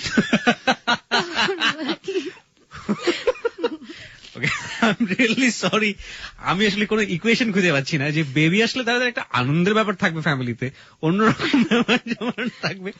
দেখুন ও কত ছোট, মানে চিন্তা ভাবনার দিক থেকে অবশ্যই এখনো ম্যাচুরিটি আসেনি। ও চিন্তা করছে যে কম্পিউটার যখন কিনে দেবো তখন আমাকে 2টো কম্পিউটার কিনে দিতে হবে। ও মাই গড, অড স্টোরি। তারপর বউ ভাত? হ্যাঁ, বউ ভাত অনুষ্ঠানের দিন ঠিক হইলো। কিভাবে করলেন, মানে শেষ পর্যন্ত রাজি হলেন কোনটাতে? আমি তো এখানে আমাকে কেউ কিছু জিজ্ঞেস করতে না, মানে ওরা কোনটাতে রাজি হলো? মানে প্রথমত একসাথে করার কথা ছিল, পরবর্তীতে জিনিসটা কি হলো আসলে? পরে ওদের 2টা অনুষ্ঠান, ওদের বউ ভাত, আমাদের বিয়ে, ওদের আলাদা হলুদ, আমাদের আলাদা হলুদ। এই সময়টা আমার কাছে অনেক কষ্ট লাগতো, আসলে খারাপ লাগতো। কি অবস্থা এমন সময়, আর প্রেগনেন্ট থাকলে আমার মনে এমনিতে ছোট থাকে, বিশেষ করে হাজবেন্ডের থেকে অনেক কিছু চায় যে টেক কেয়ার করুক, একটু সময় দেখ, কিন্তু ওই সময়টা এমন ছিল যে আমার এত একটা বিয়ের কথা হইলো, আমার সাথে কিছুই ডিসকাস করতো না, আমার আব্বুর সাথে আম্মুর সাথে। এই যে বিয়ে শপিং করলো, চাইছিলাম যে আমি তো যাবো। বিয়ে আবার হচ্ছে আপনাদের? একবার তো হলো, মানে অনুষ্ঠান হচ্ছে। আচ্ছা ঠিক আছে, বারবার বিয়ে বলছেন, কয়বার বিয়ে করবে একজন মানুষ? ওকে, তো অনুষ্ঠানের কথা। হ্যাঁ, তো আমি ভাবছিলাম আমাকে নিয়ে কেনাকাটা করবো, ওরা ওদের মতো কেনাকাটা। যখন আমি বলছি আমাদের কি শাড়ি পরবো, কেনাকাটা করবো না, তো কেনাকাটা হয়ে গেছে। এত খারাপ লাগলো যে ও হাজবেন্ড মানুষ, জিজ্ঞেস করে, একটা মতের তো একটা ব্যাপার আছে অবশ্যই, তো একটা মূল্যায়ন করা, সে মূল্যায়নই করলো না। তখন খুব খারাপ লাগতো, আসলে মন ছোট ছোট লাগতো। তারপর যখন আমাদের বাসায় বিশাল হলুদের অনুষ্ঠান করলো, পার্টি, মানে অনেক বড় একটা গান বাজানো, টিসে করলো, ছেলে পক্ষরা নাই, আরাফাত নাই। জিনিসটা এত খারাপ লাগলো, আমি হলুদের স্টেজে বসে কান্না করতেছি, মনটা ছোট। মানে সবাইকে আমি তো কখনো মানে বড় কিছু হলো বুঝতে দিই না, ভিতরে যা হয় উপরে, মানে উপরে এত হাসি খুশি সবাই। আমি ভিডিও তো দেখছি খুব হাসি খুশি, কিন্তু ওই মোমেন্টে আমার মানে পারতেছিলাম না কিছু বলতে। এটা কি অবস্থা, এত অসুস্থ, আলাদাও তো একটা টেক কেয়ার আছে। যে আমার বাসায় এত বড় একটা হলুদের অনুষ্ঠান, ও কিছু খেলেও না, আসলো না, দেখলেও না, এটা কেমন? তারপরের দিন ওদের বাসায় হলুদ অনুষ্ঠান হলো, ওরাও খুব বড় করে করলো, আমরা গেলাম না। সে আমাকে একটা ফোনও দিল না, আসো কিছু খেয়ে যাও বা কোনো খাবার পাঠানো লাগবে নাকি। পাশাপাশি বাসা, দেখতেছি গান বাজনা হইতেছে, কোনো ফোন নাই। সারাদিন আমি ভাবছি ফোন করে বলবে একটু আসো দেখে যাও, না কোনো ফোনই নেই। তারপর আমি ফোন দিলাম, কই বলে আমি খুব ব্যস্ত আছি, পরে ফোন দাও। স্টেজে বসে আছি। তারপর বললাম তুমি এত বুড়া মানুষ, তুমি স্টেজে বসে বয়স আছে? তুমি তো কালকে ঠিকই বসলা। তারপর তো বিয়ে। ওদের তখন ছিল 2টা গাড়ি, একটা ওদের ছিল, আর একটা হচ্ছে আমি যখন কনসেপ্ট করি তখন আব্বু আর কি, তখন 2টা গাড়ি ছিল। কি হলো, আমি যখন পার্লারে যাবো স্বাস্থ্য, তখন একটু বৃষ্টি দেখা গেছে আমি রিক্সায় যাব, একটা অসুস্থ মানুষ, কেমন না, অ্যাক্সিডেন্টও তো হইতে পারে বৃষ্টির সময়, পার্লারে যাব। সে দায়িত্ব করে একটা গাড়ি পাঠালো না, খুব কষ্ট। মানে রিক্সায় কি যাবো, আল্লাহ জোরে বৃষ্টি, আমি তো কানতাম, আমার আব্বু বুঝতো না, আমার বোনও বুঝতো না, খুব খারাপ লাগছে আমার। কষ্ট যে কি প্রকার হয়, 2টা গাড়ি, সে একটা গাড়িও দিল না আমাকে। আমার আম্মু খালি এমনিতে এত কষ্ট, আম্মু একটু বলে ছি, একটা মানে বকা দিতেছে, বলি দায়িত্বহীন ছেলে, বাচ্চাটা রিক্সায় যাবে, কখনোই কিছু বলে নাই। এগুলোতে আরো কষ্ট লাগতো। বিয়ের 5 বছর পরের কাহিনী, রাইট? সিচুয়েশন ইজ চেঞ্জিং, ওকে, যে মানুষটা এক ধরনের কাচের ভেতরে থাকা একটা শোপিসের জিনিসপত্র দেখলে টাকা কোত্থেকে পাবে সেটা ভুলে গিয়ে টাকা জোগাড় করে আপনাকে জিনিসপত্র কিনে দিত, সে নিজের বাসায় তখন দুটো গাড়ি মানে হচ্ছে দুটো কার, রাইট? দুটো গাড়ি কি ওদের নিজেদের ছিল নাকি পরবর্তীতে আপনারা দিয়েছিলেন একটা? আমরা একটা দেওয়া হয়েছিল। সো একটা কার আপনারও ছিল ওখানে, তারপরও আপনাকে স্টেশনালি সে একটা কার প্রোভাইড করছে না। দুটো কার কি এনগেজ ছিল সেই সময়? আমি আসলে চাই না আমার মতো তুই ফোন দিবি না, দেখবি ও কি দেয়, ওর দায়িত্বটা কি। একটা বললো যে গাড়ি যে সাজাইতে নেয় না বিয়ের সময়, ওটার জন্য ছিল। একটা ওদের নিজেদের শপিং টপিং এসব কাজের জন্য ব্যস্ত ছিল, সে কারণে আপনাকে গাড়ি দেয়নি। আসলে পার্লার একদম বাসার কাছেই ছিল। ওকে।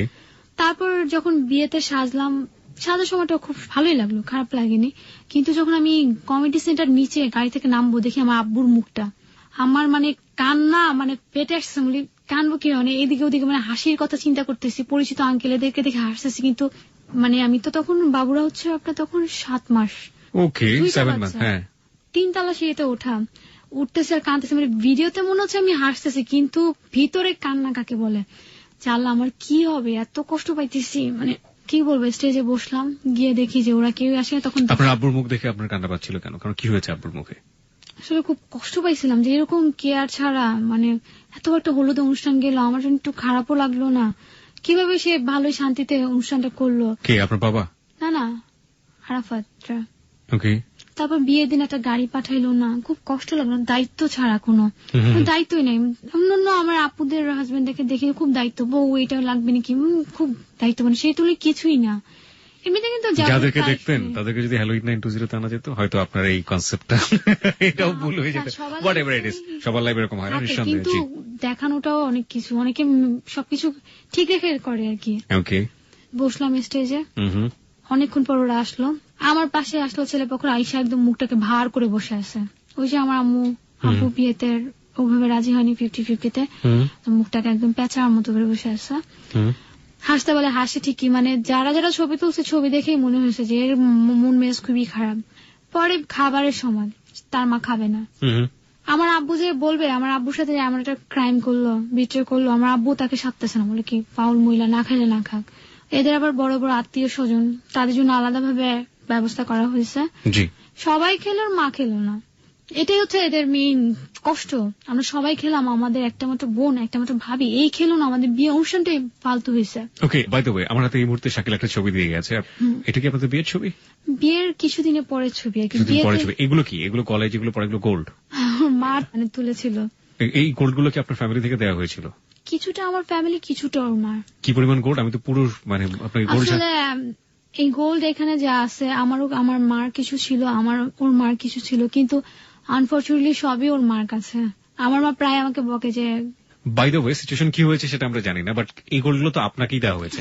কি পরিমাণ গোল্ড আছে এখানে? 12-14 ভরি। 12 থেকে 14 ভরি। যাই হোক, পুরো ছবিতে গোল্ড গুলো দেখা যাচ্ছে। বেশি হবে এখানে, মানে 20-এর মতো হবে। 20 ভরির মতো গোল্ড আছে। আমার আসলে আইডিয়া না, 20 ভরির মতো হবে। ওকে, মানে দু ফ্যামিলি থেকে আপনাকে এটা দেওয়া হয়েছিল। হ্যাঁ, আপনি যে জায়গাটায় ছিলেন সেই জায়গাটায় আমরা যেতে চাই। তারপর মানে বিয়ের অনুষ্ঠানটা এভাবে চললো। এরপর আসলো ছেলেদের বউ ভাত। আমার বাবাকে ইনভাইট করা হয়েছে, আমার মা ফোনে ইনভাইট করছে। আমার বাবা বলতেছে ফোনে কেন, আমি তো গিয়ে ইনভাইট করছি, এত কিছুর পরেও কেন সে বাসায় আসলো না। তো ইনভাইট করলো, এতই করলো যে মানে আসেন আমাদের বউ ভাতে, আপনার আসতে হবে। আমি মানুষকে কি বলবো? মা বললো না, আপনি আমার বিয়েতে এসে এমন করছেন, আমি আসবো না। তারপর আমার বাবাও আসলো না। পরে কি, যেখানে বউ ভাতে যাওয়ার কথা আমাদের বাসায়, সেখানে আবার হাজবেন্ডের বাসায় ব্যাক করলাম। জিনিসটা ওদের বাসায় সবাই খুব কষ্ট পাইলো, তো রাগারাগি চলতেছে। আমারও মনে অশান্তি, আসলে অসুস্থ, মাথা ঘুরাইতেছে, করতেছে, কিন্তু এদেরই দেখে আমার ভাল লাগতেছে না। কেমন দিন একটা অশান্তি, কষ্ট, চাপা কষ্ট। এবার ইন্টারের টেস্ট পরীক্ষা, পড়া লাগবে, বাবুরাও হয়ে যাবে এমন একটা সময়। তো পড়তেছি ভাবলাম কি দূর অফ করে দেয়, কোন রকম টেস্টটা দিব না ইন্টার পরীক্ষা, এইভাবেই সুন্দর মতো সংসার করবো। তারপর তো কন্টিনিউ বাধ্যতামূলক, যেহেতু দুই ফ্যামিলির ঝগড়া, বাধ্যতামূলক থাকা লাগতেছে এই বাসায়, একদম দম বন্ধ হয়ে যাইতেছে। অবশ্যই কোনো কষ্ট দিত না, তারপর নিজের ভালো লাগতো না। কিন্তু একটা জিনিস খারাপ লাগলো যে আরাফাতের অ্যাটিটিউড চেঞ্জ দেখলাম, অনেক চেঞ্জ। যেমন ও তো আসলে যখন আমি আমার বাসায় থাকতাম, দেখো তো আমার বাসায় 3-4 ঘন্টার জন্য যেত, খুব ভালো পারফর্ম করতো, টেক কেয়ার করতো, এটা করতো, ওটা করতো, এটা গুছাইতো, ওটা গুছাইতো, মানে খুব টেক কেয়ার। সারাদিনে কোনো খোঁজ খবর থাকতো না, ফোন দিলে ধরতো, 2 মিনিট কথা বলতো, 1 মিনিট কথা রেখে দিত। কিন্তু ওর বাসায় যখন গেলাম দেখলাম ও সারাক্ষণে বাসায় থাকে না, সারাক্ষণ বাইরে, সে খারাপ লাগতো, এই তুমি কি করো, কোথায় যাও, বলে কি দেখো আমাদের বাবু হবে তো আমার বিজনেসকে আরো ডেভেলপ করা লাগবে। বিজনেসের মধ্যে জড়িয়ে গেছে ততদিনে। কি বিজনেস করতো? বিজনেস বাবা যে গাড়িটা দিল ওটা রেন্টে কারে দিত, রেন্টে কারে বিজনেস করতো। বাবা গাড়িটাকে ওই জন্যই দিয়েছিল, যেহেতু কিছু করে না, মাঠ থেকে কত নিবে, ভাড়া দিলে তো 40,000 টাকা মান্থলি হয় না, তো সেটা দিয়ে যেন আমার বাবুর খরচ হয়ে যায়। এটার জন্য আপনার বাবা জামাইকে একটা গাড়ি কিনে দিয়েছিল। এটা কি ও নিজে চালাতো নাকি আলটিমেটলি কাউকে দিয়ে চালাতো? ড্রাইভার ছিল, আবার ও নিজে চালাতো, কিন্তু ও বলতো কি দেখো 2টা ড্রাইভার রাখা সম্ভব না, পার্কিং এ অনেক টাকা যায়, আমি একটা কাজ করবো, আমি এটা সারাদিন ড্রাইভ করবো, ও নিজে নিজে এটা চালাবে, কিছু টাকা এক্সট্রা হবে। তো আমি ভাবলাম যে ও হয়তো খুব সিরিয়াস হয়ে গেছে, কিছু বলতাম না। এরপর গেল নিজে অজান্তে জিজ্ঞেস করতাম কই তুমি, বলতো এই যে এখানে, তো না কেন যেটা সন্দেহ হইতো, যে কথার মধ্যে একটা সন্দেহ আসে না, এত বছর ধরে চলতেছি, সন্দেহ লাগতো। চেঞ্জ তো ইজিলি বোঝা যায়। তারপর কি করলাম, কি একটা অপশন ছিল ফাইন ফ্রেন্ডার, ওইটাকে অন করলাম, ফোন দিলাম, কোথায় তুমি, বললো যে আমি এই তো যাত্রাবাড়ি। আমি মেসেজ পাঠালাম, দেখলাম ও হচ্ছে মাওয়া। বললাম এই তুমি কোথায়, সত্যি করে বলো তো, বলে আমি যাত্রাবাড়ি। তোমার আম্মু কসম, বলে আমার আম্মু কসম, আম্মু কসম। বল কি দূর, এটা মনে হয় ভুল আসছে। তারপর গেল এক কাহিনী। এরপর ও বললো যে আমি আমার গাড়ি ভাড়া যাচ্ছি গাজীপুর, আস্তে আস্তে 2 দিন লাগবে, আজকে সকালে গেলে কালকে রাতে আসবো। বললাম যাও, দেখি কই যাও, আজকে আমি দেখবো কি হয়। দেখি চিটাগং পাহাড়তলি। তো আমি বললাম কি যে তুমি কোথায়, সত্যি করে বলো তো, বলে যে আমি গাজীপুর আছি, যাইনি এখন, রাস্তা অনেক জ্যাম, গাজীপুর আছি। 5 ঘন্টা 7 ঘন্টা হয়ে গেছে গাজীপুর আছে। সকাল 6টায় বেরোছে, আমি ফোন দিছি হচ্ছে 2টা 2:30 দিকে লাঞ্চের সময়, সে বলতেছে সে গাজীপুর। আমি বললাম ঠিক আছে। তারপর আবার মন মানে না, আর ওই সময় একটু টেনশন, অনেক কিছু মনে হয়, তখন বেবি পেটে, রাইট? পুরা মাথা যে কি অবস্থায় গেছে, এখনো লাইভ আমার মাথার মধ্যে সেভ করা আছে, অস্থির। আমি নিঃশ্বাস নিতে নিঃশ্বাসটা অনেক কিছু মনে হইতো। বলতেছে দেখো তোমাকে তো আমার একটা রিলেটিভ দেখছে চিটাগং, তুমি সত্যি করে বলতো কোথায়। এখন কি করলো, ফোনটা টাস করে কেটে দিল, কেটে অনেকক্ষণ পর ফোন দিল, কি তোমার কোন রিলেটিভ দেখছে বলো তো। আমি বলি তুমি চিটাগং গেছো, সত্যি করে বলো তো। আমি আবার পাশে পাশে একটা ছেলেকে পাঠান, দেখো তো ওদের নিচে গাড়ি কোনটা আছে কোনটা নেই। তো বলে ছোটটা আছে বড়টা নেই, তুমি বড় গাড়িটা নিয়ে তুমি চিটাগং গেছো পাহাড়তলিতে। উনি পাহাড়তলিতে থাকে, পাহাড়তলিতে আসছে, গ্যাস নিতেছিল, ওইটা স্টেশন চলে আসছে ওখানে। তো বলতেছে যে না না আজের কথা, ধুর দেখো কারে না কারে তোমার গাড়ির নাম্বার এটা। উনি তো এটাও বললো, তুমি এখন বলো তো আমি কি শার্ট পরা, জিজ্ঞেস করো তো। এখন আমি বলি ধুর ফাইজলামি করো, তুমি আসমাই কি বলবো, কি না দেখছো শার্টের নাম বলো। আন্দাজে বললাম কি লাল, মিলে গেল। বলে কি আচ্ছা ঠিক আছে, আমি এবার পরে কথা বলবো, তুমি অসুস্থ, তুমি চিন্তা করো না। পরদিন রাতে বেলা আসলে, এই পর্যন্ত সে আমিও আর অতটা করি নাই, কারণ আমার শরীর তখন অনেক খারাপ হয়ে গেছে, একটা শ্বাসকষ্ট চলে আসছিল টেনশনে, খুব মন খারাপ হয়ে থাকতাম। আম্মু আব্বুকেও তো বলতাম না। তারপর কি করলাম, বলি যাক ঝগড়া হয়েছে, আমার সাথে তো কারো কিছু হয় না, আমি আমাদের বাসায় চলে যাবো, হয়তো একটু ভালো লাগবে। এর মাঝখানে ওর ফুপি একটা ওদের বাসায় থাকতো, ফুপিকে বলতাম ফুপি কাহিনী তো আমার কাছে কেমন জানি লাগতেছে ফুপি, আমি তো অতটা বিচারও দিতে পারতাম না, মুরব্বী মানুষ, ওনার এজ কত 40 হবে। দেখো নোয়াখালীর মানুষ 2টা বিয়ে করে না, যাই করো আমাদের ছেলে ভালো আছে, অন্যদিকে চিন্তা করো না। তো শান্তি পাইলাম, 2টা বিয়ে করে না, একটা রুলস দিয়ে দিছে। বলো ঘুরে ঠিকই, কিন্তু এইসব বিয়ে ঠিক করবে না, তুমিই থাকবা, ঘুলে ঘুরুক, অল্প বয়সে প্রেম হয়েছে, বিয়ে হয়েছে, ঘুলে ঘুরুক। কে বলে এটা? ওর ফুপি। এসব তো নিতে হয় না। তো আর সাহস পাইলাম না, নেক্সট উনাকে কমপ্লেন করে আমাদের বাসায় চলে আসলাম। দেখা গেছে এত সার্চ দিতাম, 40 টাকা 60 টাকা এরকম থাকতো, 100 টাকা রিচার্জ করলে সার্চ করে ওই খুঁজতেন কোথায় আছে। হ্যাঁ 2 টাকা না 2 টাকা লাগতো, 5 মিনিট পর পর খুঁজতাম। পরে আমাদের বাসায় আসতো, আইসা ড্যাম কেয়ার এই হয়েছে, আর মিথ্যা কথা বল, সে রাগ করে চলে গেছে। তারপর একটা সময় আসলো যে এরকম অবস্থায়, তখন হচ্ছে আপনার অক্টোবর মাস, বার্থডে, আমার বার্থডেতে সারাদিন আমার আম্মু অনেক রান্না বান্না করলো, কি কি খেতে ইচ্ছা করে সব রান্না বান্না করলো। সারাদিন আমি বসে আছি, ও কোথায়, টাইমই দিত না। আমি যে বেশি তর্ক করবো আমার নিজের ভয়, যে আমি কি না কি করি, আমার নিজের ভয় আমি এসে তর্ক করতাম না। অনেক রান্না বান্না করলো, সে আসলো হচ্ছে 10টার দিকে আমাদের বাসা আসলো। আমার আম্মু বললো আজকে ওই বাসায় যাওয়ার দরকার নেই। আমি বললাম না আম্মু আজকে আমার বার্থডে, আমি ওই বাসায় যাই। গেলাম ওর সাথে, গাড়িতে উঠলাম, তখন ওরা বাসা চেঞ্জ করে আমাদের বাসা থেকে 5 টাকা রিক্সা ভাড়া এমন দূরে গেল। গাড়িতে বসে আমি উঠে বললাম তুমি সত্যি করে বলো, গাড়িতে ঝুলানো থাকে যে, তুমি এটা ছুঁয়ে বলো তো তুমি কই গেছিলা, চিটাগং গেছিলা নাকি কই গেছিলা। এর আগে যেটা হচ্ছে আমি ওর সাথে চলে আসবো, আমার আম্মু বলে আজকে দিনটা থাক, বার্থডেতে থাক, তোর আব্বু কেক নিয়ে আসবে, থাক। আমি বললাম অনেক রিকোয়েস্ট করছে, বাট আমি ছিলাম না, চলে আসি। সে কি করলো, রাস্তার মাঝখানে বল কি, চলো তোমাকে আমি বাসায় দিয়ে আসি, তুমি বাসায় নিয়ে আমাকে এসব করবা। আমি বললাম আম্মুর কাছে এত কাহিনী করে আসলাম, বাসায় গেলেও তো আম্মু কিছু একটা মনে করবে যে কি হঠাৎ করে চলে আসলো, 2 মিনিট হলো না। পরে যে গাড়িটা মুভ করবে, গাড়ি খুলে আমি বের হয়ে গেছি। বাসায় একটা ড্রেস পরা, পেটটা হচ্ছে এত বড়, রাত তখন বাজে 10:30, 11:30। বলে আজকে বাসায় যাব না, এত কিছু 3-4 মাস ধরে এত কিছু সহ্য করতেছে, বাসায় যাব না। পরে রাস্তায় ও কি করলো, আমার সামনে দিয়ে ওই গাড়িটা নিয়ে সোজা ওর বাসা চলে গেল। মাই গড, আমি অবাক হয়ে গেলাম, কি বলে। আমি এদিকে, আমার বাসা ছিল পিছন সাইডে, আমি গেলাম কি আমার বাসা উল্টা দিকে। সে এটাও চিন্তা করলো না, মানে ছোট বাচ্চা, রাতের বেলা কিছু না কিছু আসলে হয় না কিছু টাইপের, যাই হোক। তো এগুলো চিন্তা করলো না। তো আমি চিন্তা করছি বাসায় যাবো না, কোথায় থাকবো, আজকে এটার বাসায় আমি যাবোই না। মানে খারাপ লাগছে এটাই যে সে না বলে আমার সামনে গাড়িটা টান দিয়ে নিয়ে গেল। আস্তে আস্তে হাঁটতেছি, কি করলাম, ওদের বাসা আমাদের বাসা মাঝখানে একটা সিঁড়ির উপর বসে আছি গালে হাত দিয়ে। কি হইতেছে আমার লাইফে, এই 4 মাস ধরে আমি সহ্য করতে পারতেছি না। আর এই সময় 2টা বাচ্চা, একটা লোক যাচ্ছে আসতেছে, বলে তুমি এখানে কেন বসে আসছো। আমি কি না, একজন ওয়েট করতেছি। বলে তুমি একটা কাজ করে ঘরে এসে বসো, এইভাবে বসে আসো, একটা অসুস্থ মানুষ। তারপর বলি না না ঠিক আছে চলে যাব। তারপর উনি দেখলাম কি ঢুকলো, ঢুকে আবার দরজা একটু খুলে উকি মেরে দেখলাম আমি আসিনি, কিন্তু খারাপ লাগলো, আমি চলে আসলাম। তো একটা হসপিটাল ছিল বাসার সামনে, তো চিন্তা করলাম হসপিটালে গিয়ে থাকবো, কোন রকম রাতটা পার করবো, রাতের মধ্যে তো অনেক কাহিনী হয়ে যাবে। তো আমি আস্তে আস্তে হাঁটতেছি, আমিও হাঁটবো দেখে ও বের হয়েছে, গাড়ি রেখে পার্কিং টার্কিং করে বের হয়েছে। বের হওয়ার আমি একদম সামনাসামনি পড়ে গেছি, ওদের বাসার গলিপুর দিকে ছিলাম, আমার সামনে হয়ে গেছে। আইসা বলতেছে, হাতটাই না বলতেছে চলো বাসায় চলো। আমি কি না আমি যাবো না, এরকম টানাটানি করতেছে। বুঝলাম না, গাড়িটা নিয়ে সে কোথায় যাচ্ছিল? না, সে গাড়ি রেখে পার্কিং করে বের হয়েছে আমাকে খুঁজতে, কই না কই গেল। ওকে ওকে ওকে, হ্যাঁ। আনফরচুনেটলি সামনাসামনি হয়ে গেছে। আশেপাশে তো দোকান আছে, সে ওই রাস্তার মধ্যে আমাকে টানতেছে। আমার তো আমি নড়তেই পারি না, আস্তে আস্তে ওই হাঁটি, কষ্ট হয়। সে ওই অবস্থায় আমার টানতেছে এমন ভাবে, পারলে মনে হয় কি বলে আবার টানা হেঁচা করে নিয়ে যাবে। পরে বললাম যে যাই, রাস্তায় একটা মান সম্মান আছে। গেলাম, যাওয়ার পর কান্না আসতেছে, খালি যেন কেন কান্না আসতো বুঝলাম। ভালো কিছু জিজ্ঞেস করলো কান্না আসতো, খারাপ কিছু জিজ্ঞেস করলো কান্না আসতো। কাউকে শেয়ার করতে পারতাম না, এই জিনিসটা চাপা থাকতো, বললেই কান্না আসতো। ওদের বাসায় গেলাম, মনটা খুব খারাপ।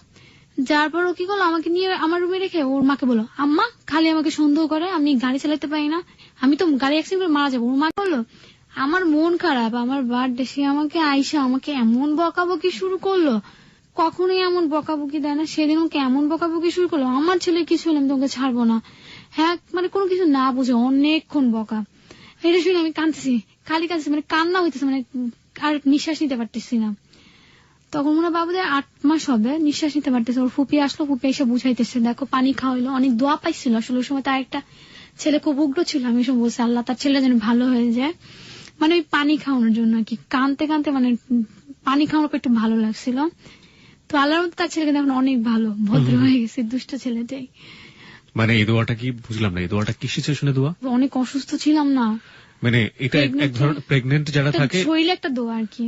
ওই সময়টাতে কোনো দোয়া করলে দোয়া কবুল হয়, তাই তো? অবশ্যই দোয়া কবুল হয়, কারণ একটা সুন্দর ওই সময়টা, তারপর বাবুরা যখন 1 বছর থাকে অবশ্যই কবুল হয়। বাট তারপর একটা মানুষের মানে কি বলে শরীরে আত্মার যে একটা দোয়া, ওইটা ছিল, মানে মন থেকে দোয়াটা করেছিলেন। মন থেকে দোয়া কারণ এই সময়টাতে করেছিলাম, কেউ আমাকে হেল্প করছে, সেই জন্য হেল্প করে 1 গ্লাস পানি খাওয়াইছে। ওকে। তারপর বুঝাইলো, দেখো এত সন্দেহ করো না, মেয়েদের এইসব ধরতে হয় না, ছেলেরা অনেক করে, ধরো না এইসব।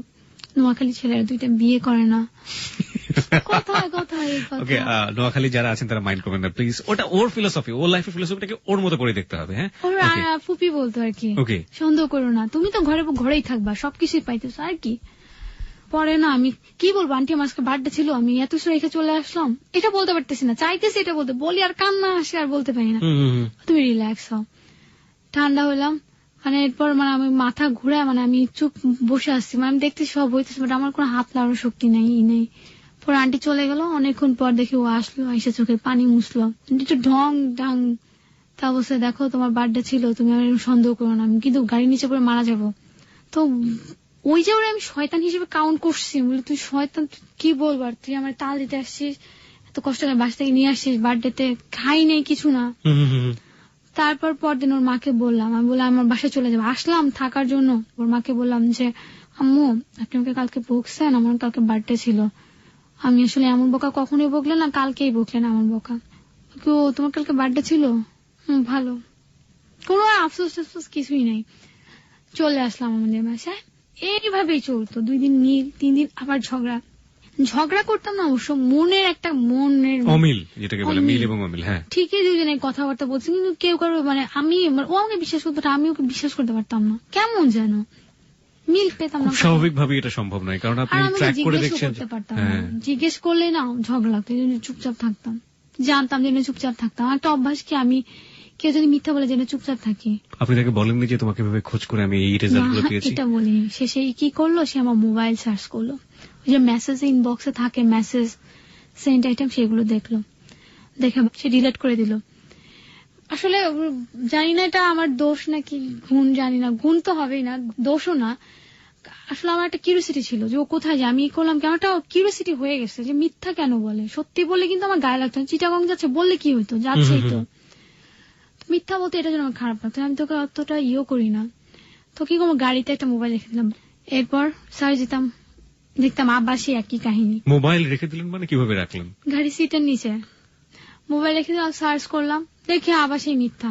অন করে রেখে দিতেন? অন করে রেখে দিতাম। বোঝা যেত না মোবাইল আছে ওখানে? না, বোঝা যেত না। মোবাইল চার্জ হতো কিভাবে? চার্জ দিয়ে আবার রাখতাম, ইউজ করা হতো না তো, 3-4 দিন থাকতো চার্জ। পরে আবার ঘুরতে যেতাম, মোবাইল নিতাম, আবার চার্জ দিতাম, রেখে দিতাম। পরে না আমার চিন্তা হলো কি, মোবাইলে যত শয়তানিরই, মাঝখানে 2 দিন মোবাইলে নেটওয়ার্ক ছিল না, জানিও নেই, ঝগড়া হয়নি, তোর এটা আর করবো না, অফ করে দিলাম মোবাইলেরই। তারপর তো অসুস্থ হলাম, বাবুরা ভাবছিলাম তো, ওই পর্যন্ত ভাবছিলাম পড়ালেখা করবো না, কিন্তু এই যে কাহিনী, বাবুরা তখন 8.5 মাস, বললাম বাবুরা হবে, 2টা বাচ্চা পালবো, পড়ালেখা করবো, নাহলে আর কোনো ওয়ে নেই। এই যে কাহিনী করতেছে, এর সাথে আমার পড়ালেখা ছাড়া আর কোনো ঢাল হিসেবে কিছুই নেই, পড়ালেখাই আছে শুধু। করলাম। বাসায় জানতো এই সময়? আপনার ফ্যামিলিতে টাচ দিতেন যে আমার প্রবলেম চলতেছে? এটা কি আমি মেজোটাকে বলতাম দূর এগুলি তুই কোনো, তোমার শরীর খারাপ হবে, ও তো ইনোসেন্ট একটা মেয়ে আর কি। ফ্যামিলিতে বলা যায় কত কাহিনী করে কি হইলো, সেটাই মাকে পর্যন্ত বলতে পারি না, লজ্জা লাগে, এটা বলার কিছু। তারপর তো 7.5 মাস ওই বাবুদেরকে রেখে আমি টেস্ট পরীক্ষা দিলাম, পড়লাম, সায়েন্সের পড়া এত কঠিন, বাবুদেরকে রেখে পড়লাম, টেস্ট দিলাম, দেখা যাচ্ছে 15 জন ফেল করছে। আমি তো ভেবে বলছি দূর, কপালেও নাই পড়ালেখা, আমি বলছি আমিও ফেল করছি, গিয়ে দেখি না আমি ভালো রেজাল্টই করছি। কি হয়ে গিয়ে জানি না, আল্লাহ রহমত ছিল, পাশ করে গেলাম। বাবুরা হলো আপনার ফেব্রুয়ারিতে, আর আমার ইন্টার পরীক্ষা ছিল এপ্রিলে। এই 3টা মাসে কি পড়বো, বাচ্চা হয়েছে, আমি হাঁটতেও পারি না, সিজারে ছিল, কি বই পড়বো, 2টা বাচ্চা খাওয়াইতে। কত সালে এটা? 2011। ওকে। আর ওরা ফিটার খেত আর কি, একটা ফিটার খাইতো, ধুইতো না ধুইতো, আরেকজন ব্যাগ করে কান্না করে দিত।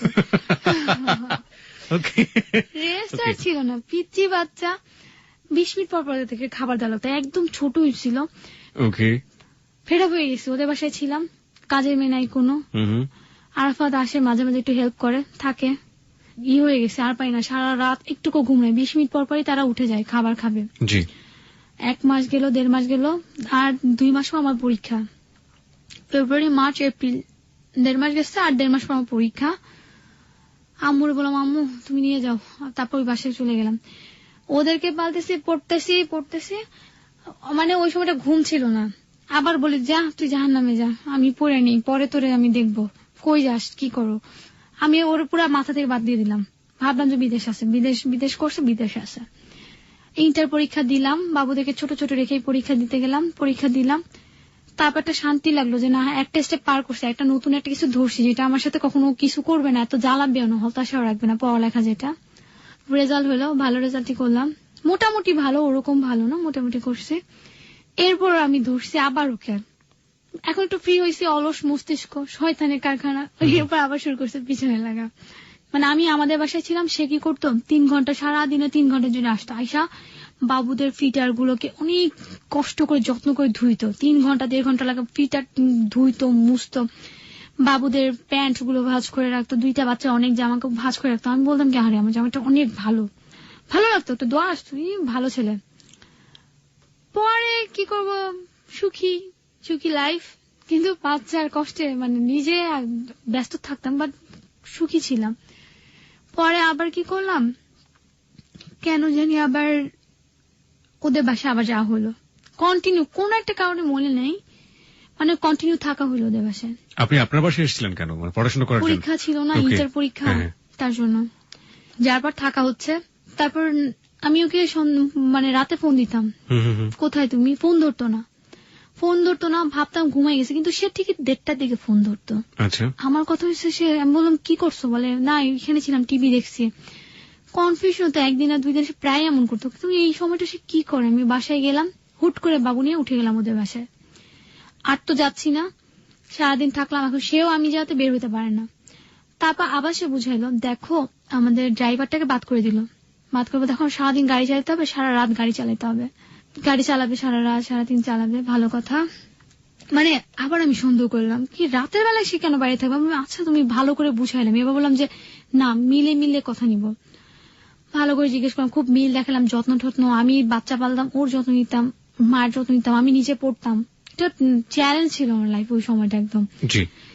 তারপর হচ্ছে আমি ওকে খুব ভালো বিহেভ করলাম যে তুমি আসলে কোথায় যাও বলো তো। বলে আসলে আমি ওই যে ডিজে অর্গানাইজ করে না, আমি তখন ডিজে বুঝতাম না, আসলে ডিজেটা কি, শুনছি অনেকবার, বুঝতাম না। ডিজে ওখানে পার্টি থ্রো করলে অনেক টাকা আসে, তোমার 1.5-2 লাখ টাকা মতো আসে, তো আমি সেগুলো করি। মানে ডিজে পার্টি যারা করে না, মানে না আমি ঠিক আছে, আমি ডিজে জিনিসটা বুঝি। আচ্ছা, ডিজের পার্টি কেন থ্রু করবে? ও তো গাড়ি নিয়ে ড্রাইভ করছে, এখানে সাথে ডিজের সাথে ওর রিলেশনশিপ কি, ও সেটা আপনি জিজ্ঞেস করেননি? সেক্ষেত্রে ও কি অ্যান্সার দিয়েছে? আসলে কোয়েশ্চেন করছি, সাথে সাথে অ্যান্সার পাইছি, এই জন্য আমি আর অন্য কিছু পরে কোনো আপনি কোয়েশ্চেনই করেননি? না। Okay, this is a very crucial point, প্রিয় শ্রোতা। যাকে একটা গাড়ি কিনে দেওয়া হয়েছে, সে গাড়িটা ড্রাইভ করবে, কিছু পয়সা রোজগার করবে ফ্যামিলিটাকে চালাবার জন্য। সেই মোমেন্টে ও জিজ্ঞেস করলো এবং যাওয়ার পরে যেটা অ্যান্সার পেলো যে ডিজে পার্টি থ্রু করে। ডিজেটা মেয়েটা জানতো না ডিজে আসলে কি, এটাকে ডিস্ক জকি বলে। আপনার ডিজে টার্মের সাথে হয়তো একটু পরিচিত হয়ে থাকবেন। এই যে পার্টি, এই পার্টিতে ওর কি কন্ট্রিবিউশন আমরাও জানি না, কারণ এখন পর্যন্ত আমাদের নিশি সেও জানে না যে তার হাজবেন্ড ডিজে পার্টিতে কি করে। হ্যাঁ, তারপর ফ্রেন্ডলি কথা বলতো যে হ্যাঁ এরকম এরকম ডিজে, এই ডিজে আছে, ডিজে সবচেয়ে সেরা হচ্ছে ডিজে, মানে কিছু কিছু নাম বলতো, ডিজে ওকে কিছু কিছু নাম বলতো। তখন আসলে আমি ওর ফোনটা না, আমার ক্যানের মতো আরেকটা ফোন ইউজ করে, কেন কি ও কি করতো, ওই ফোনটাকে আছে না বাসায় রেখে সে সারাদিন বাইরে থাকতো। তো আমি চিন্তা করতাম যে সে ফোন বাসায়, সে বাইরে কিভাবে কন্ট্যাক্ট করে, তার এই ভাইয়ের সাথে কথা হয়েছে আজকে, ওই ভাইয়ের সাথে কথা হয়েছে, এই ভাই ওকে ডাকছে, আনফরচুনেট বলে দিত আসলে মিথ্যা তো, বাট শিওর একটা ফোন আছে। আমি তারপর কি করলাম, ওকে আমার বাবুর মাথা ছুঁয়ে বললাম, সত্যি করে বলতো তোমার কাছে কোনো ফোন আছে নাকি। বলে তুমি সবসময় সন্দেহ করো। আমি বলি ছুঁয়ে বলো। বলে হ্যাঁ ছুঁয়ে বলছি, আমার কাছে কোনো এক্সট্রা ফোন নেই। শান্তি, ভাবলাম নিজের সন্দেহ, আর জ্বালাইলাম না, কারণ বাচ্চার কসম খেয়ে তো মিথ্যা বলবে না। ঠিক আছে, তারপর কি করলাম, এখন ডিজে টিজে সার্চ করলাম, জানলাম যে সময় মেয়েদের কোনো এতটাই নেই। পরে আমার একটা ছেলে ফ্রেন্ড ছিল স্কুল লাইফে, ওকে ফোন দিলাম, দেখ ভাই তুই একটু হেল্প কর, তুই তোর বাইক নিয়ে তোর পিছে পিছে দেখ না কই যায়, একটু কি করে দেখ, তুই ছেলে মানুষ। তো সারাদিন আমরা দুজন মিলে প্ল্যান করতাম কিভাবে কিভাবে ওকে ধরা যায়, আসলে কি করে জিনিসটা জানার জন্য, কিসের কথা বলে কোনো মিল পাওয়া যায় না। তারপর একদিন কি করলো, ও নিচে নামলো, আমি ওর ফোন দিলাম, দেখো এখন নিচে নামছে, গাড়ির চাবি আবার ভুলে সে উপরে রেখে গেছে, নিচে ঠিকই নামছে, আমার রুমে চাবি। ওর সাথে ফোনে কথা বলতেছিলাম, প্ল্যান করতেছি কি করা যায়, তুই বাইক নিয়ে রেডি থাকো, এখন বের হবে, ঠাস করে দরজা খুলে ফেলছে। ওকে দেখে কি করলাম, আমি আসলে ধরা পড়ে একটা সন্দেহ না, ওর পিছনে পিছনে আমি ভালো পিছনে পিছনে এমন কাহিনী করতেছি, একটা লজ্জা না, সন্দেহ সরম। ফোনটা কি করলাম, বন্ধ করে ছুঁড়ে ফেলে দিলাম যাতে নাম্বারটা মুছে যায়। তারপর ও কি করলো, ও ফোনে কথা বলতেছিল কার সাথে শুনি, একটু আমার সাথে শেয়ার করো, আমাকে না বলো যে তুমি কার সাথে ঘুরে, আমাকে বলো তুমি আমার সাথে শেয়ার করো কার সাথে কথা বলো। আমি না আমার একটা ফ্রেন্ডের সাথে, আমার বোনের সাথে, এরকম মিথ্যা কথা তো বলা যায় না, ধরা খেয়ে যায় না। এটা একটা বললাম, ও কি গেলো ফোন ব্যাটারি সিম নিয়ে চলে গেল। তারপর ও মনে ওখানে গিয়ে অন করছে ফোনটা, আমার ফ্রেন্ডটা ফোন দিছে, মেসেজ করছে, সজীব ভাই কই, তুই ফোন বন্ধ করলি কেন। ফোন দিছে, ফোন দেওয়ার সাথে ও বলতেছে কি রে সজীব ভাইয়ের কথা বললে তুই তার ফোনই ধরলি না। তারপর বুঝে নাই কাহিনীটা কি। তারপর আমাকে বললো যে ও আমার কথা কেন জিজ্ঞেস করলো। আমি বললাম যে তুমি বললাম মেয়ে বোন, এরকম বললা ছেলে। তারপর বললো সজীব ভাই।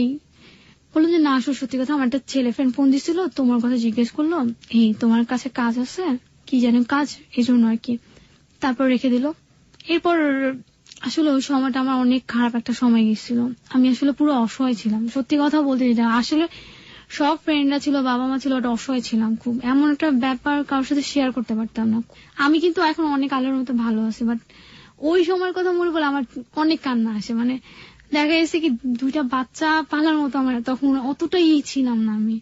তারপর পড়া, আবার একজনের পিছনে পিছনে এত সার্চ করা, সে কথায় কথা মিথ্যা, কসমকে এটা মিথ্যা, মানে আমি পাগল হয়ে গেছিলাম, মানসিক একটা রোগী।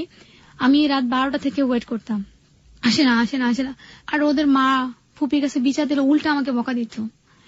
তো বলতাম কি আল্লাহ বিচার করো, আসলে ও আমার হাজবেন্ড, ওরও তো আমি কিছু অভিশাপ দিতে পারি না, কারণ আমার বাচ্চা, আমার হাজবেন্ড আমারই উপর পড়বে। তো অসহায়ের মতো তাকাইতে আমার কান্না করতাম। শীতের দিন সে আসতো 1:30 2টা বাজে, আসলে আমি রাগ করে বারান্দায় থাকতাম, ভাবতাম হয়তো আবার ডাকবে, কি কি কাজ করছে বলবে। দেখা গেছে বাবুরা ছোট, ওদের খাবার বানায় আমি বারান্দায় সেই শীতের মধ্যে দাঁড়াই থাকতাম, মশার কামড়, দাঁড়াই থাকতাম 1:30 4টা বাজে, তারপরও আসে না সে আমাকে নিতে। শেষে কি করব, আজান দিছে বলে দূর যায়, ঘুমাই পড়ি, সোফায় ঘুমাই পড়লাম, ওই অসুস্থ ই নিয়ে। প্রতিটা দিন আমি ওই বারান্দায় গিয়ে আল্লাহ কি করবো তুমি বলো তো, আমি কি মানে অভিশাপ দিলে একটু শান্তি লাগে, সেটাও দিতে পারতেছি না। আসলে ওরকম ভাবে না, অভিশাপ না আসলে, যে আমার সাথে এরকম করতেছ, তুমি এটা বিচার করো, আমাকে বুঝাও আসলে কি হচ্ছে। পরে এরকম করতে করতে ফেসবুকে গেলাম, বললাম তোমার কি কি ডিজে ভাই বোন আছে বলো, বলো এই ভাই আছে ওই ভাই আছে, এই ডিজে ওই ডিজে। পরে ফেসবুক ওদের নাম দিয়ে সার্চ দিলাম, সব কয়টারে পাইছি, ফ্রেন্ড রিকোয়েস্ট পাঠাইলাম, একসেপ্ট করলো। তারপরে দিলাম, ডিজে একটা মেয়ে ছিল ওর সাথে খাতিল, ও হচ্ছে বাংলাদেশের নাম করা একজন ডিজে, নাম বললে হয় সবাই চিনবে, তো বললাম না নামটা। তোর সাথে খুব ভালো একটা রিলেশন হয়ে গেল, আপু তুমি তো কিছু করো না, কি করবো, এরকম ছোটখাটো ডিজে তো অ্যাকচুয়ালি আমি জানি না, তাহলে হেল্প করতে পারি কিছুটা। কি হেল্প বলে? আপনি যে ডিজের নাম বললেন সেই ডিজের নাম আমরা জানি, এবং যারা ডিজেতে আলটিমেটলি কাজ করছে তারাও জানে, এখানে ডিজের আসলে কোনো ব্যাপার সংশ্লিষ্ট না। কিন্তু একটা জিনিস একটু বলুন তো, যে এই যে ডিজের সাথে আপনি কথা বলছেন, সে কি আলটিমেটলি আপনার হাজবেন্ডকে চিনতো? না, চিনতো না। ওকে, মানে আপনি আপনার যেটা বলেন না, যে আধারে হাত যেদিকে যায় সেভাবে আপনি হাত বাড়াচ্ছেন, যাকে পাইছে তাকে ধরে বলছেন যে কিছু একটা করো, কিছু একটা করো, হেল্প করো। তারপর ও কি করলো বলে, তোমার একটা কাজ করো, তুমি তোমার হাজবেন্ড যার সাথে মানে ওই মানুষটাকে খুঁজে বের করলাম। কে ছিল, কোন ডিজে ছিল সে? নামটা না বললেও চলবে। সে কি ডিজে ছিল? সে ডিজে অর্গানাইজ করতো, সেও খুব পপুলার একজন ডিজে। ওকে, তো তার কাছে বললো যে আপনি দেখা করেন, আপনাকে বললো দেখা করার জন্য, আপনি দেখা করেন ফোনে, আপনি কেনাকে বলতেছেন, আমি কিভাবে বুঝবো আপনি এরকম? ছেলে ছিল না মেয়ে ছিল? ছেলে। আমি তো পুরা পাগল ছিলাম, পাগল মানে মানসিক রোগ হয়ে গেছে, যে যেখানে বলতো বা একটু আদর করে বললে ভাবতাম যে সে আমার অনেক আপন। তারপর অফিসে ডাকলো, গেলাম সেখানে, ওই ডিজেটা আপনাকে অফিসে ডাকলো? গেলাম, গিয়ে বলল, প্রিয় শ্রোতা, আমরা সঙ্গত কারণে এখানে নামটা বলছি না, আপনারা নিশ্চয়ই বুঝে নেবেন, অনেক ডিজেই রয়েছে এই মুহূর্তে বাজারে, আমরা নামটা বললেই বরং ভালো হতো আমার মনে হয়। তো ঠিক আছে, আমরা নামটা বললাম না, কারণ এগুলো প্রমাণ সাপেক্ষ ব্যাপার, আমরা শুধু জীবনের মূল জায়গাটাতে ফোকাস করতে চাই। সেক্ষেত্রে নাম বললে অনেকেই হেয় হতে পারেন, আমরা সেই জায়গাটা থেকে এটা সচেতনভাবে মেনে চলি, যে কাউকে আসলে অপমান করা বা হেয় করা আমাদের অনুষ্ঠানের উদ্দেশ্য নয়। মানে ধরে নেন ডিজে এরিনার মধ্যে কোন এক ডিজে। তারপর অফিসে গেলাম, যাওয়ার পর সে আমাকে কিছুই বলতে চাইলো না। পরে অনেক রিকোয়েস্ট করলাম, ভাইয়া আপনি যদি কিছু না বলেন, দুইটা বাবু আছে, আমি তো কখনো সহ্য করবো না, যে মানুষটাকে প্রেম করে বিয়ে করছি সে এমন কাহিনী করবে, এটা কখনোই সহ্য করবো না। সে বলল, ভাবি আপনি বাসায় যান, আমি ঠিক করবো, তবে এতটুকু শিওর সে সামনের সাথে ইনভলভ আছে, কোন ফিমেলের সাথে। কি করে ওখানে আমাকে একটু বলবেন, জানতে পেরেছেন যে ওর কাজটা কি ছিল? তারপর বাসায় গেলাম, গিয়ে ওকে ধরলাম, হ্যাঁ তুমি আসলে সত্যি করে বলো কি করো? বলে, দেখো বউ, সবাই নাচানাচি করে, আমি বসে দেখি, আমার লজ্জা লাগে নাচা, কেন তুমি ওখানে তোমার কাছে তুমি কেন থাকবা? বলে যে যারা অর্গানাইজার ওদেরকে থাকতে হয়। আমি একটা জিনিস তাহলে জানতে পারলাম যে আপনার হাজবেন্ড ডিজে পার্টি অর্গানাইজ করতো, হি ওয়াজ আ অর্গানাইজার। মিথ্যা কথা ছিল, মিথ্যা কথা ছিল, কোনো না কোনো ভাবে সে ইনভলভ হয়েছে এর মধ্যে। ওকে, তারপর আমি ওকে ধরলাম, তুমি ডিজে পার্টি কোথায়, টাকা কোথায়? সে একটা পর্যায়ে কি করলো, গাড়ি যেটা আমার বাবা দেওয়া হচ্ছে সেটা লুকায় লুকায় বিক্রি করে দিল। আমি তো আসলে এত কিছু বুঝি না, আমার বাবা বিক্রি করে দিয়ে ফেলেছে। সে খুব টাকা দেখাচ্ছে, টাকা লাগতেছে, না ওইটা নাও, কি কিনবে এটা কিনবা, না ওইটা না। তো আমি বললাম থাক, ভালোই তো চলতেছি, থাকুক না হলে ডিজেতে। ও, আপনি মনে করছেন ডিজে পার্টি অর্গানাইজ করে সেটা করছে, আলটিমেটলি কিন্তু তার টাকা, সে মানে হোটেল। তো সেই সময়টাতে গাড়ি থাকতো না হাতের কাছে, ও গাড়ি বিক্রি করে কি করলো? ওটা তো ভাড়া দেওয়া গাড়ি ছিল, আমি তো এই জন্যই ধরতে, আমার বাবা খেয়াল করছে, এই গাড়ি কোথায়, গাড়ি ভাড়া দিলে রাতে আসবে। তারপর বললো, আরাফাত গাড়ি কোথায়? বলে গাড়ি অ্যাকচুয়ালি যশোরে গেছে 3 মাসের জন্য, আমাদের পার মান্থে 60,000 টাকা দিবে। আমার আব্বু বললো যে কেউ কখনো যশোরে গাড়ি দেয় না, তোমার কাগজ কোথায়, ডকুমেন্টস কোথায়? সে অন্য কোথাও চলে যেত। এর বোনকে জিজ্ঞেস করলো, সেও যেন এক একজন এক এক কথা, ওর মার সাথে তার কথা হয় না কোনো আমাদের কারো। ওই ডিজেটা কি করলো? হ্যাঁ, ওই যে আমার মাথায় কি একটা বীজ দিল, এরপর থেকে আমার সাথে খালি ঝগড়া, মন খারাপ করে থাকতাম। সকালে মন খারাপ দেখতো, আইসাও দেখতো মন খারাপ। কি করলো, আমাকে নিয়ে পাশে বসে যে নিয়ে গেল, নিয়ে বলে দেখো এই বলতেছি, আমি তো চিন্তা করতাম ও কোনো মেয়ের সাথে করে। সে কি বললো, কথাটা এভাবে ছিল, বউ তুমি আমাকে সন্দেহ করো, তোমার ধারণা আমার কোনো মেয়ের সাথে সম্পর্ক আছে, খারাপ কোনো সম্পর্ক আছে? আমি তাকায় আসছি যে আমি কেন এই সন্দেহ করবো, মেয়ের সাথে খারাপ সম্পর্ক আছে, ঘুরতেছে এটা মনে করতে পারবো। ঠাকুর ঘরে কে রে, আমি কলা খাইনি, বুঝতে পেরেছি। মানে আমি না পুরো কিভাবে বললো কথাটা, আমি কেন কে এই সন্দেহ করবো? আমার হাজবেন্ড, ভাবতাম যে কোনো মেয়ের সাথে ঘুরে, আবার চিন্তা করতাম কি যে এত রাতে কোনো মেয়ের সাথে ঘুরবে না, ফ্রেন্ডের সাথে ঘুরে, ছেলে ফ্রেন্ড, এই আর কি। তো যখন ছুঁয়ে কসম কাটলো তখন আমার না খুব খারাপ লাগছে।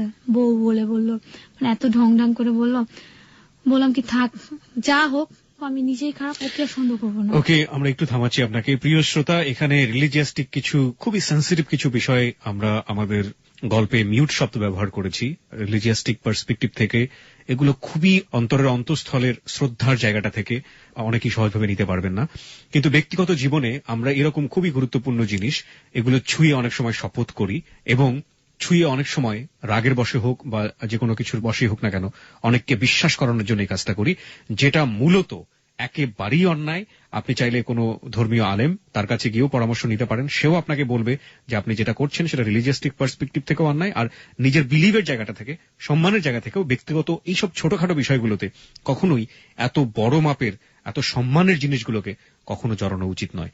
হ্যাঁ, তারপর নিজেকেই খারাপ মনে করলাম যে আসলে ছেলেটা লাইফের প্রতি এতটা সিরিয়াস, আমার উচিত নয় এমনটা জ্বালানো। এই শপথটা করবার পরে তারপর আবার ওই যে বাবুর কসম কাটলো, নিজের কাছে না খারাপ লাগতো, আমি খারাপ। কোনো কিছু কসম তো বাদ দেয়নি, মানে না বাদ দেয়নি, এটাতেই তো আমার মুখ বন্ধ রাখতো, সন্দেহ করতাম। এরপরও না একদিন দেখা গেছে আমি বাসায় একা, ওর মা আবার অসুস্থ, ডায়ালিসিস করে, তো ওনাকে দিয়ে আসতে, তো আমি বললাম দেখো বাসায় কেউ নাই, আমি দুইটা বাবু, একা একা লাগে, তুমি একটু তাড়াতাড়ি চলে এসো। বলে আচ্ছা ঠিক আছে।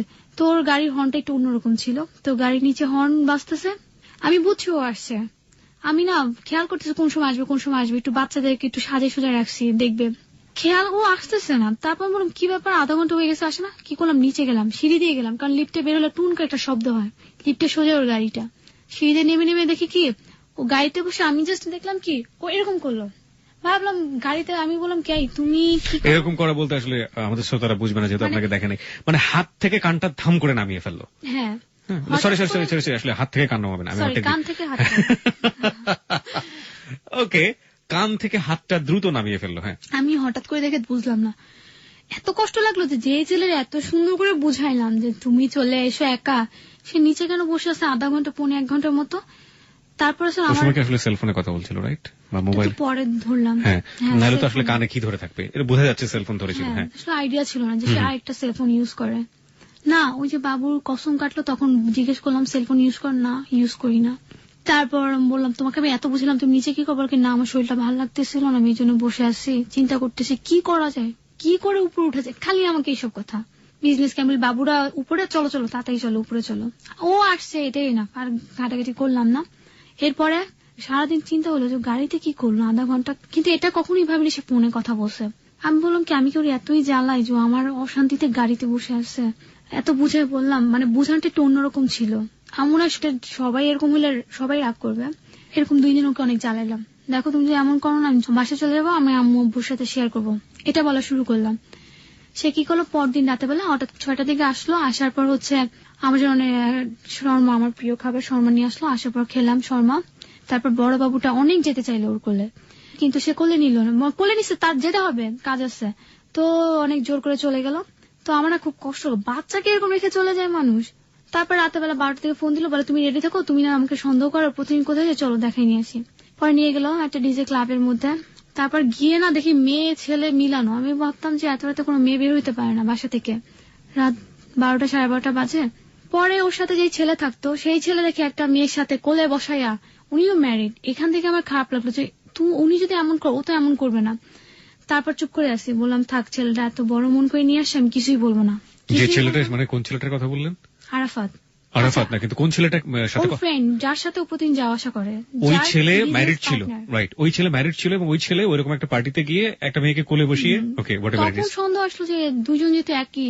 পরে আমি না অনেক ধৈর্য ধরলাম যে না আমি ওকে কিছুই বলবো না, যেহেতু মন থেকে নিয়ে আসছে রেসপেক্ট করা উচিত। সহ্য করলাম, গাড়িতে উঠলাম, বাসা আসলাম, আসার পর লাগলো দুজনের মধ্যে তুমিও নিশ্চয় এরকম করো, হ্যান ত্যান করে। পরদিন অনেক ঝগড়া হইলো, সে বললো ঠিক আছে যা ইচ্ছা করো যায়।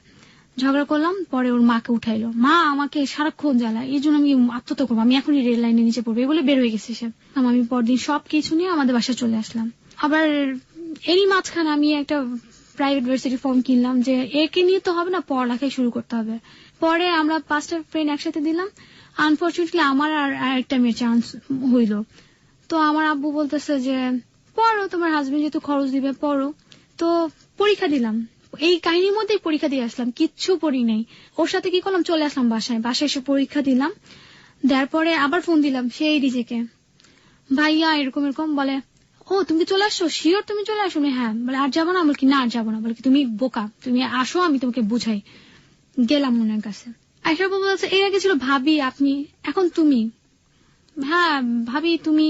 আচ্ছা নিশি অড লাগে। আচ্ছা শুনো নিশি, তুমি ছোট মানুষ, তুমি 2টা বাচ্চা হ্যান্ডেল করো, এরকম অনেক ডিজে আছে তাদের ওয়াইফরা জানে চুপ করে থাকে, তারা অন্য কারোর সাথে হ্যাং আউট করে, তুমিও করো।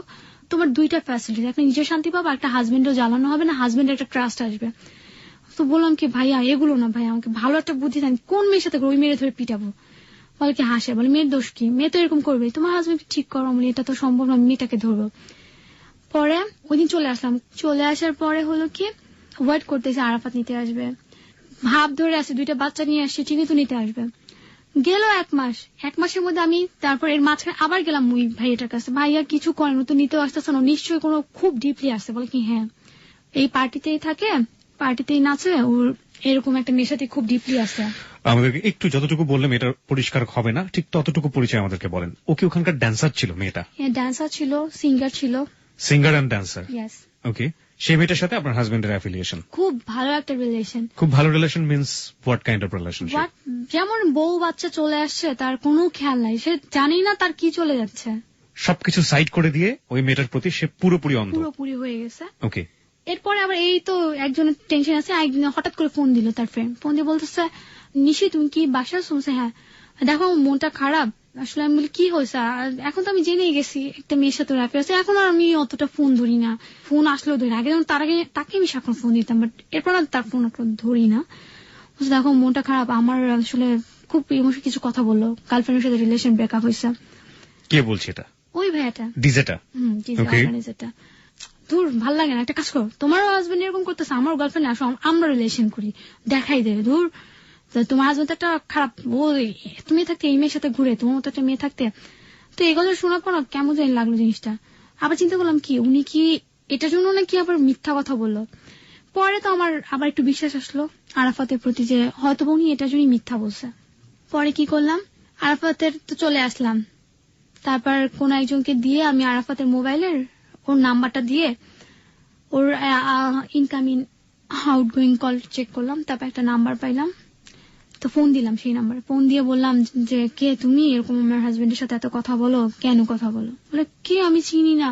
বললাম দেখো আপু তুমি সরে যাও, 2টা বাচ্চা আছে, আমার তো ভালো একটা সংসার করি, আমি তো অনেক কিছু চাই না, তুমি তো হিসেবে থাকো অনেক পাবা, বাট তুমি আমার সাথে এরকম করো না। বলে দেখেন আপু আমার হাজবেন্ডও না আমাকে রেখে অন্য মেয়ের সাথে এরকম অ্যাফেয়ার করে, আপনিও করেন। তখন আমার না কেমন অদ্ভুত লাগলো যে কি বলে মেয়েটা, ওর হাজবেন্ড করে, তার মানে কি বুঝলাম না। বললাম তুমি একে চিনো নাকি আরাফাতকে? না না আমি চিনি না, আপনি ভুল নাম্বার রেখে দিলাম। আসলে সরস্বতী ছিলাম, যা বলতো তাই বিশ্বাস করতাম, ভাবতাম এই মেয়ে না, শিওর এই মেয়ে না। পরে আবার ইনকামিং দেখলাম আউটগোয়িং দেখলাম একই, সেই নাম্বারই।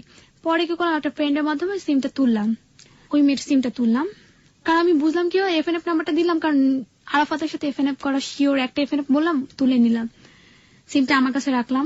তো ওই মেয়েটা হয়তো আরাফাত ওর সাথে প্রতিদিনই থাকে, আলাদা ফ্ল্যাট নিয়ে থাকে ওই মেয়েটা। তো আরাফাত মনে থাকে সিম তুলছি, সে অন্য সিম ইউজ করলো। এরপর দেখলাম ফোনের পর ফোন আসতেছে, তারপর একটা ফোন ধরলাম ছেলে, ওটা ছিল ওর রিসেন্ট যে হাজবেন্ডটা ছিল, ওই সময় রিসেন্ট হাজবেন্ড। তো বললাম যে ভাইয়া এমন এমন, বল কি হ্যাঁ আমি তোকে ডিভোর্স দিয়ে দিলাম 1 মাস হয়েছে, তো তো হ্যাঁ একটা ছেলের সাথে ঘুরতেছে, তুমি কি জানো ওর আগে একটা বিয়ে হয়েছে, আমার আগে একটা বিয়ে হয়েছে মেয়েটার। হ্যাঁ, তো এর মাঝখানে না ওই মেয়ের একটা ফ্রেন্ড বলছিল ওর 4টা বিয়ে হয়েছে, এই নিয়ে ওর 5টা বিয়ে। তো আমি বললাম কি হয়তো বা মেয়েরা তো জেলাসি, এটা কখনো হয় নাকি, কেনই বা 4টা বিয়ে করবে, আর এটা কেনই বা 5 নাম্বার। তো গায়ে লাগেনি জিনিসটা, দূর হিংসা বসে বসে হয়তো বা। তারপর ওই ওর রিসেন্ট হাজবেন্ড যেটা, উনি বললো যে আমার আগে একটা বিয়ে হয়েছে, ওখানেও সে ডিভোর্স করে চলে আসছে। তারপর ভ্যালেন্টাইন ডে গেল, মেসেজ আর মেসেজ। তারপর আমি ওইসব প্রত্যেক নাম্বার ব্যাক করলাম। ওর ফোনে না অনেক টাকা ছিল, সিম তুললাম 800-900 টাকার মতো ফোনে ছিল, ওটা দিয়ে আমি কাজ করতাম। ওর টাকা দিয়ে আমি ওর ফ্রেন্ডকে ফোন দিতাম। ফোন দেবো, ভাইয়া এরকম এরকম আমার এরকম ও এরকম কাহিনী করছে, আপাতত তোর সিমটা আমার কাছে আছে, প্লিজ কিছু বলেন, কিছু হেল্প করেন, আমি যাতে আমার হাজবেন্ডকে দেখাতে পারি, কিছু যেন করতে পারি। আরেকজন গেল, সে হচ্ছে মিডিয়ারই একজন, একটা বাংলা ছবির পরিচালক, মানে কি বলে ছবি বানায় যে সে। ডাকলো অফিসে। আমি বলি না ভাই অফিসে যাবো না, আপনি একটা কাজ করেন, শপিং মলে গিয়ে আসেন। বলে তুমি আমার মতো একটা লোককে এরকমই করো, সমস্যা নাই, যেহেতু তোমার প্রবলেমে আসবো। আসলো, এর মাঝখানে তাদের এক কোয়ালিকের সাথে ওই মেয়ের বিয়ে হয়েছে।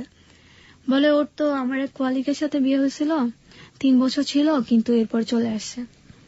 আমি বলি আপনার কোয়ালিক কোথায় থাকে? তারপর বলো যেখানে। তারপর বুঝলাম যে 3টা বিয়ে হয়েছে। কোয়ালিক আবার ছাড়ছে কেন? এ মাঝখানে কোয়ালিক বাইরে গেছিল, মাঝখানে তার একটা ছেলের সাথে লোক আর কি, ওনার সাথে অ্যাফেয়ার হয়েছিল, ওনার সাথে বিয়ে করছে, কিন্তু 3 মাস না 6 মাসের মাথায় যেন ডিভোর্স দিয়ে দিছে। তার আমি খুঁজে পেলাম 4টা বিয়ে হয়েছে। প্রত্যেকে বলতাম প্রমাণ কি, কিভাবে জানি কাবিন নামাটা আমাকে দিল, 3টা বিয়ের কাবিন নামা দিল, একটা দিতে পারলো না, রেখে দিলাম। তারপর আমার আম্মুকে এখন আমি বললাম, আম্মু এরকম এরকম হয়েছে, আমি শুকায় গেছিলাম। পরে আমি আমার ফ্যামিলিকে বললাম এই কাহিনী, এখানে এই যে সেই মেয়ের বিয়ে। আমার আম্মু বলে একটা ইসের সাথে ড্যান্সারের সাথে করে, ওরে আমি পাই আনি, ওরে আমি কি যে করবো। আরাফাতের কথা বলে, এরকম করতে করতে দেখা যায় আর আমার ফ্যামিলিতে আগায় না। যখন শুনলো এরকম একটা মেয়ে, আর আগাইলো না। পরে আমার তো ওই সময়টা অনেক কষ্ট, 2টা বাবু, মানে আসলে আব্বু আম্মুর সাথে এতটা শেয়ার করা যায় না সবকিছু নিয়ে। আবার এই সময় আমার ভার্সিটি রেজাল্ট দিল, ঝগড়া। এই সময় আমার আব্বু আম্মু চিন্তা করলো যে প্রাইভেট ভার্সিটি অনেক খরচের ব্যাপার, যদিও আছে অ্যাবিলিটি, তারপরও মানে তো লং টাইমের ব্যাপার। আবার ওই সময় হঠাৎ করে আমার মেয়ে ছোটা, ও মেডিকেলে চান্স পেয়ে গেল, প্রাইভেট মেডিকেলে। 2 জনের ওখানে তো অনেক খরচ, অনেক বলতে অনেক। আমার আম্মু বললো না ভর্তি করাবো না।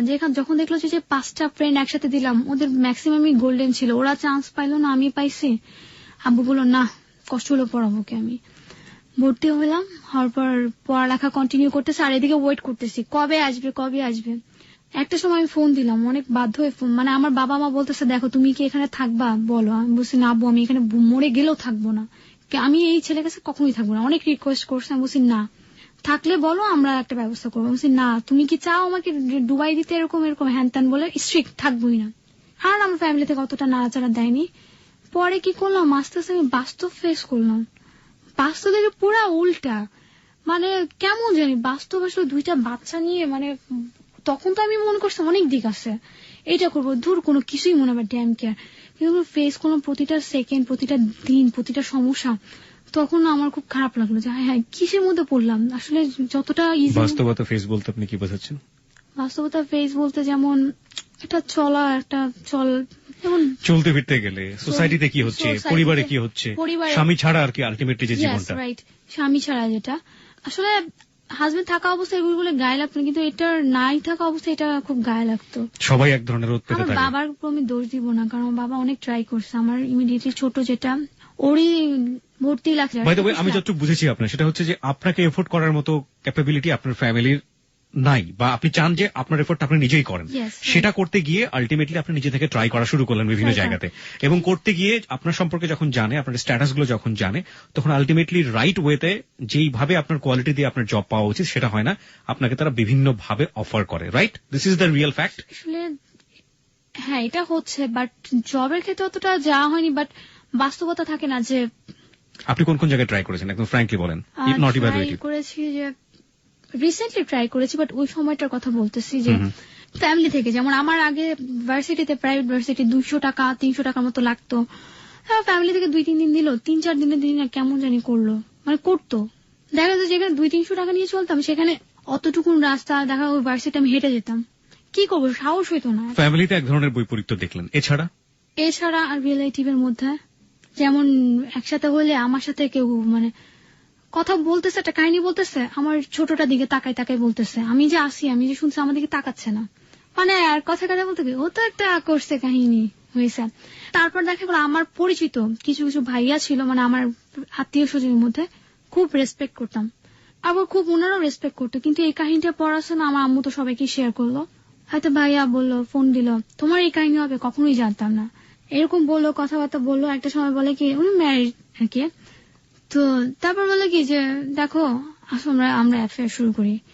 তোমার ভাবি আসলে এরকম ঝগড়া হয়, তোমার ভাবির সাথে মিলে না, আসলে আমরা অ্যাফেয়ার শুরু করি।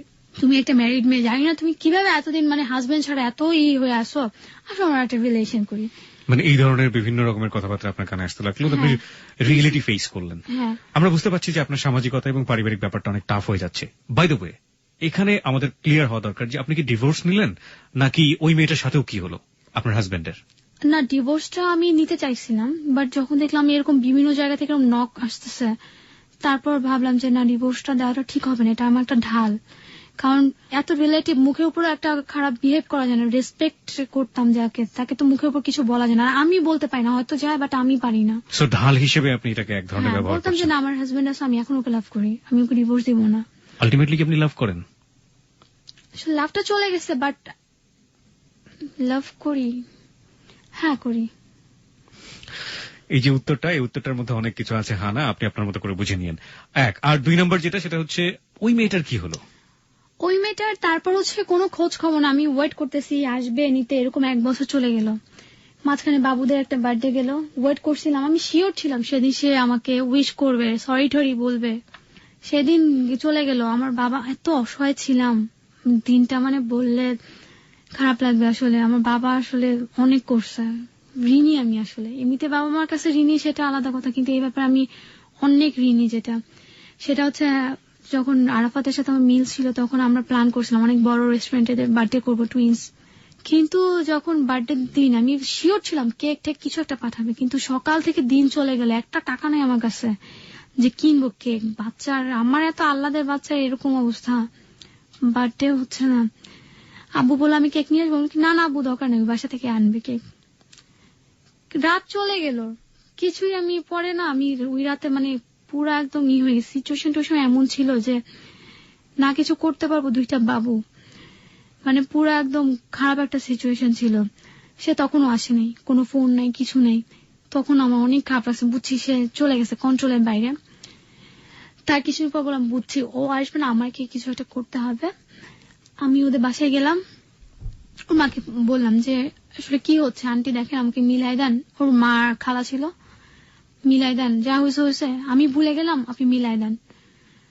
ওরা চুপ করে আসছে, তুমি চলে আসো, বাসায় চলে আসো, ঠিক হয়ে যাবে, চলে আসো।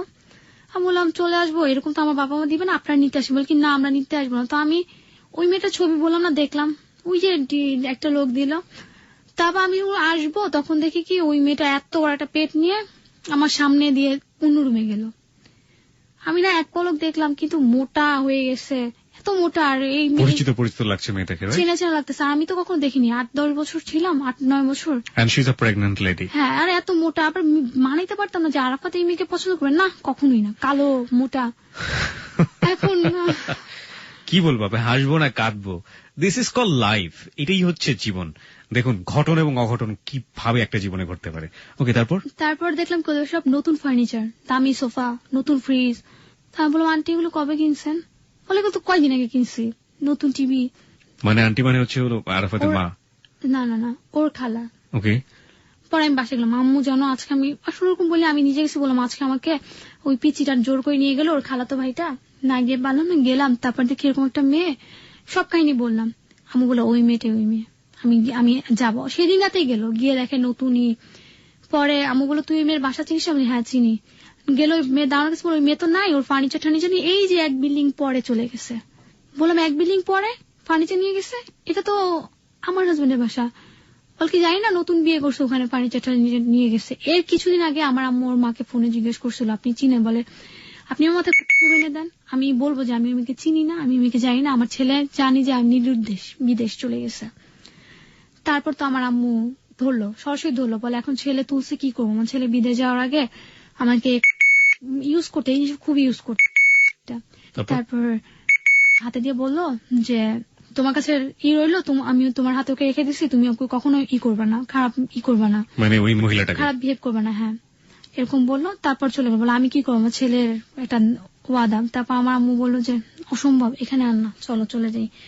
তারপর কিছু কেস মামলা করলো। কেস মামলা করার পর কেস মামলা কে করলো? আমার মা, ফ্যামিলি থেকে। হ্যাঁ, একটা দেখা গেছে ফার্স্টে একটা করলো। বাই দ্য ওয়ে, কি হলো? মেয়েটা কি বিয়ে করেছে আপনার হাজবেন্ড? বিয়ে করেছে, বাসায় তুলছে। বাসায় তুলেছে, এবং যে প্রেগন্যান্ট দেখলেন আলটিমেটলি তার একটা আপকামিং বেবি। হ্যাঁ। এবং সেই মেয়েটাই হচ্ছে ওই ডান্সের মেয়েটা। হ্যাঁ। ওকে, এবং এর মাঝখানে আপনি কিছু জানেন না, প্রায় 1 বছরের মতো কাহিনী। না, শুনতাম যে এরকম হচ্ছে মানে এরকম হচ্ছে শুনতাম না, আমি খবর নিতাম, বাট ওর মারা বলতো যে না আমি তো জানি না, ছেলে নাই, ছেলে বাসে না, আমি কি করব। ওকে, ফ্যামিলি থেকেও আপনার কাছে এক ধরনের হাইড অ্যান্ড সিক গেম খেলা হয়েছে। হ্যাঁ। আপনারা তারপরে মামলা করলেন, মামলা কি হলো? এটা একটা হাসিরই যে আমার আম্মু নারী নির্যাতনের একটা কেস করলো। তো লোকটা এটা হাসি কেন মনে হলো? আসলেই তো ঘটনা তাই। নারী নির্যাতন কেস, আমাকে লোকটা জিজ্ঞেস করতেছে লেখার পর যে তোমাকে কি খুব মারধর করতো? আমি বলি কি না, মারধর করতো না, বকা দিত। তখন আমার আম্মু দিকে তাকায় আছে, বলে ওকে কিছু শিখানেন নেই? আমার আম্মু আমার পায়ে একটাই করতেছে, বলে তোকে মারতো না, একটা মেন্টালি অত্যাচার, এটাই তো একটাই। তারপর লোকটা বুঝাইলো, দেখো এটা নারী নির্যাতন কেস, মানসিক টর্চার আর গায়ে হাত দেওয়া এটার থেকেও বেশি খারাপ, তুমি লেখো। তারপর লিখলাম। তারপর একটা কি লিখলো যে আমার শাশুড়িকে আমাকে অনেক অত্যাচার করতো, বাচ্চা পেটে নিয়ে গরম পানি করতো, মিথ্যা মিথ্যা কথাগুলো লিখলো। কিছু লিখতে হয় আর কি খাতিলে এরকম। পরে আব্বু ওইসব বাসা বলতেছে এরকম করে, একে নিয়ে কোথায় যাবো না, একে আমি কিছুই করবো না, মান সম্মান নষ্ট করে। আব্বু বলে যে এত সত্যি কথা বললে জীবনেই করতে পারবা না। তারপর আব্বু এই কেস টেস রাখো, আর না কেস টেস কিছুই হবে না, শুধু শুধু। বাই দ্য ওয়ে, কেসটা কেন করতে চেয়েছিলেন? কেসটা আসলে চাইছিল এই জন্য যে ওদের কাছে গেলে ওরা বলে চিনে না, ছেলে নিরুদ্দেশ, কিন্তু ঠিকই মানে একটা গোপন সোর্স থেকে একটা খবর আসে না, খবরে জানা যায় যে ঠিকই ওরা ঠিকই সবাই মিল আছে। ওকে ফাইন, সবাই মিলে ওই মেয়েটাকে বিয়ে করেছে, বাট আপনি কেসটা কেন করেছিলেন? আপনার উদ্দেশ্যটা কি ছিল কেসের পেছনে?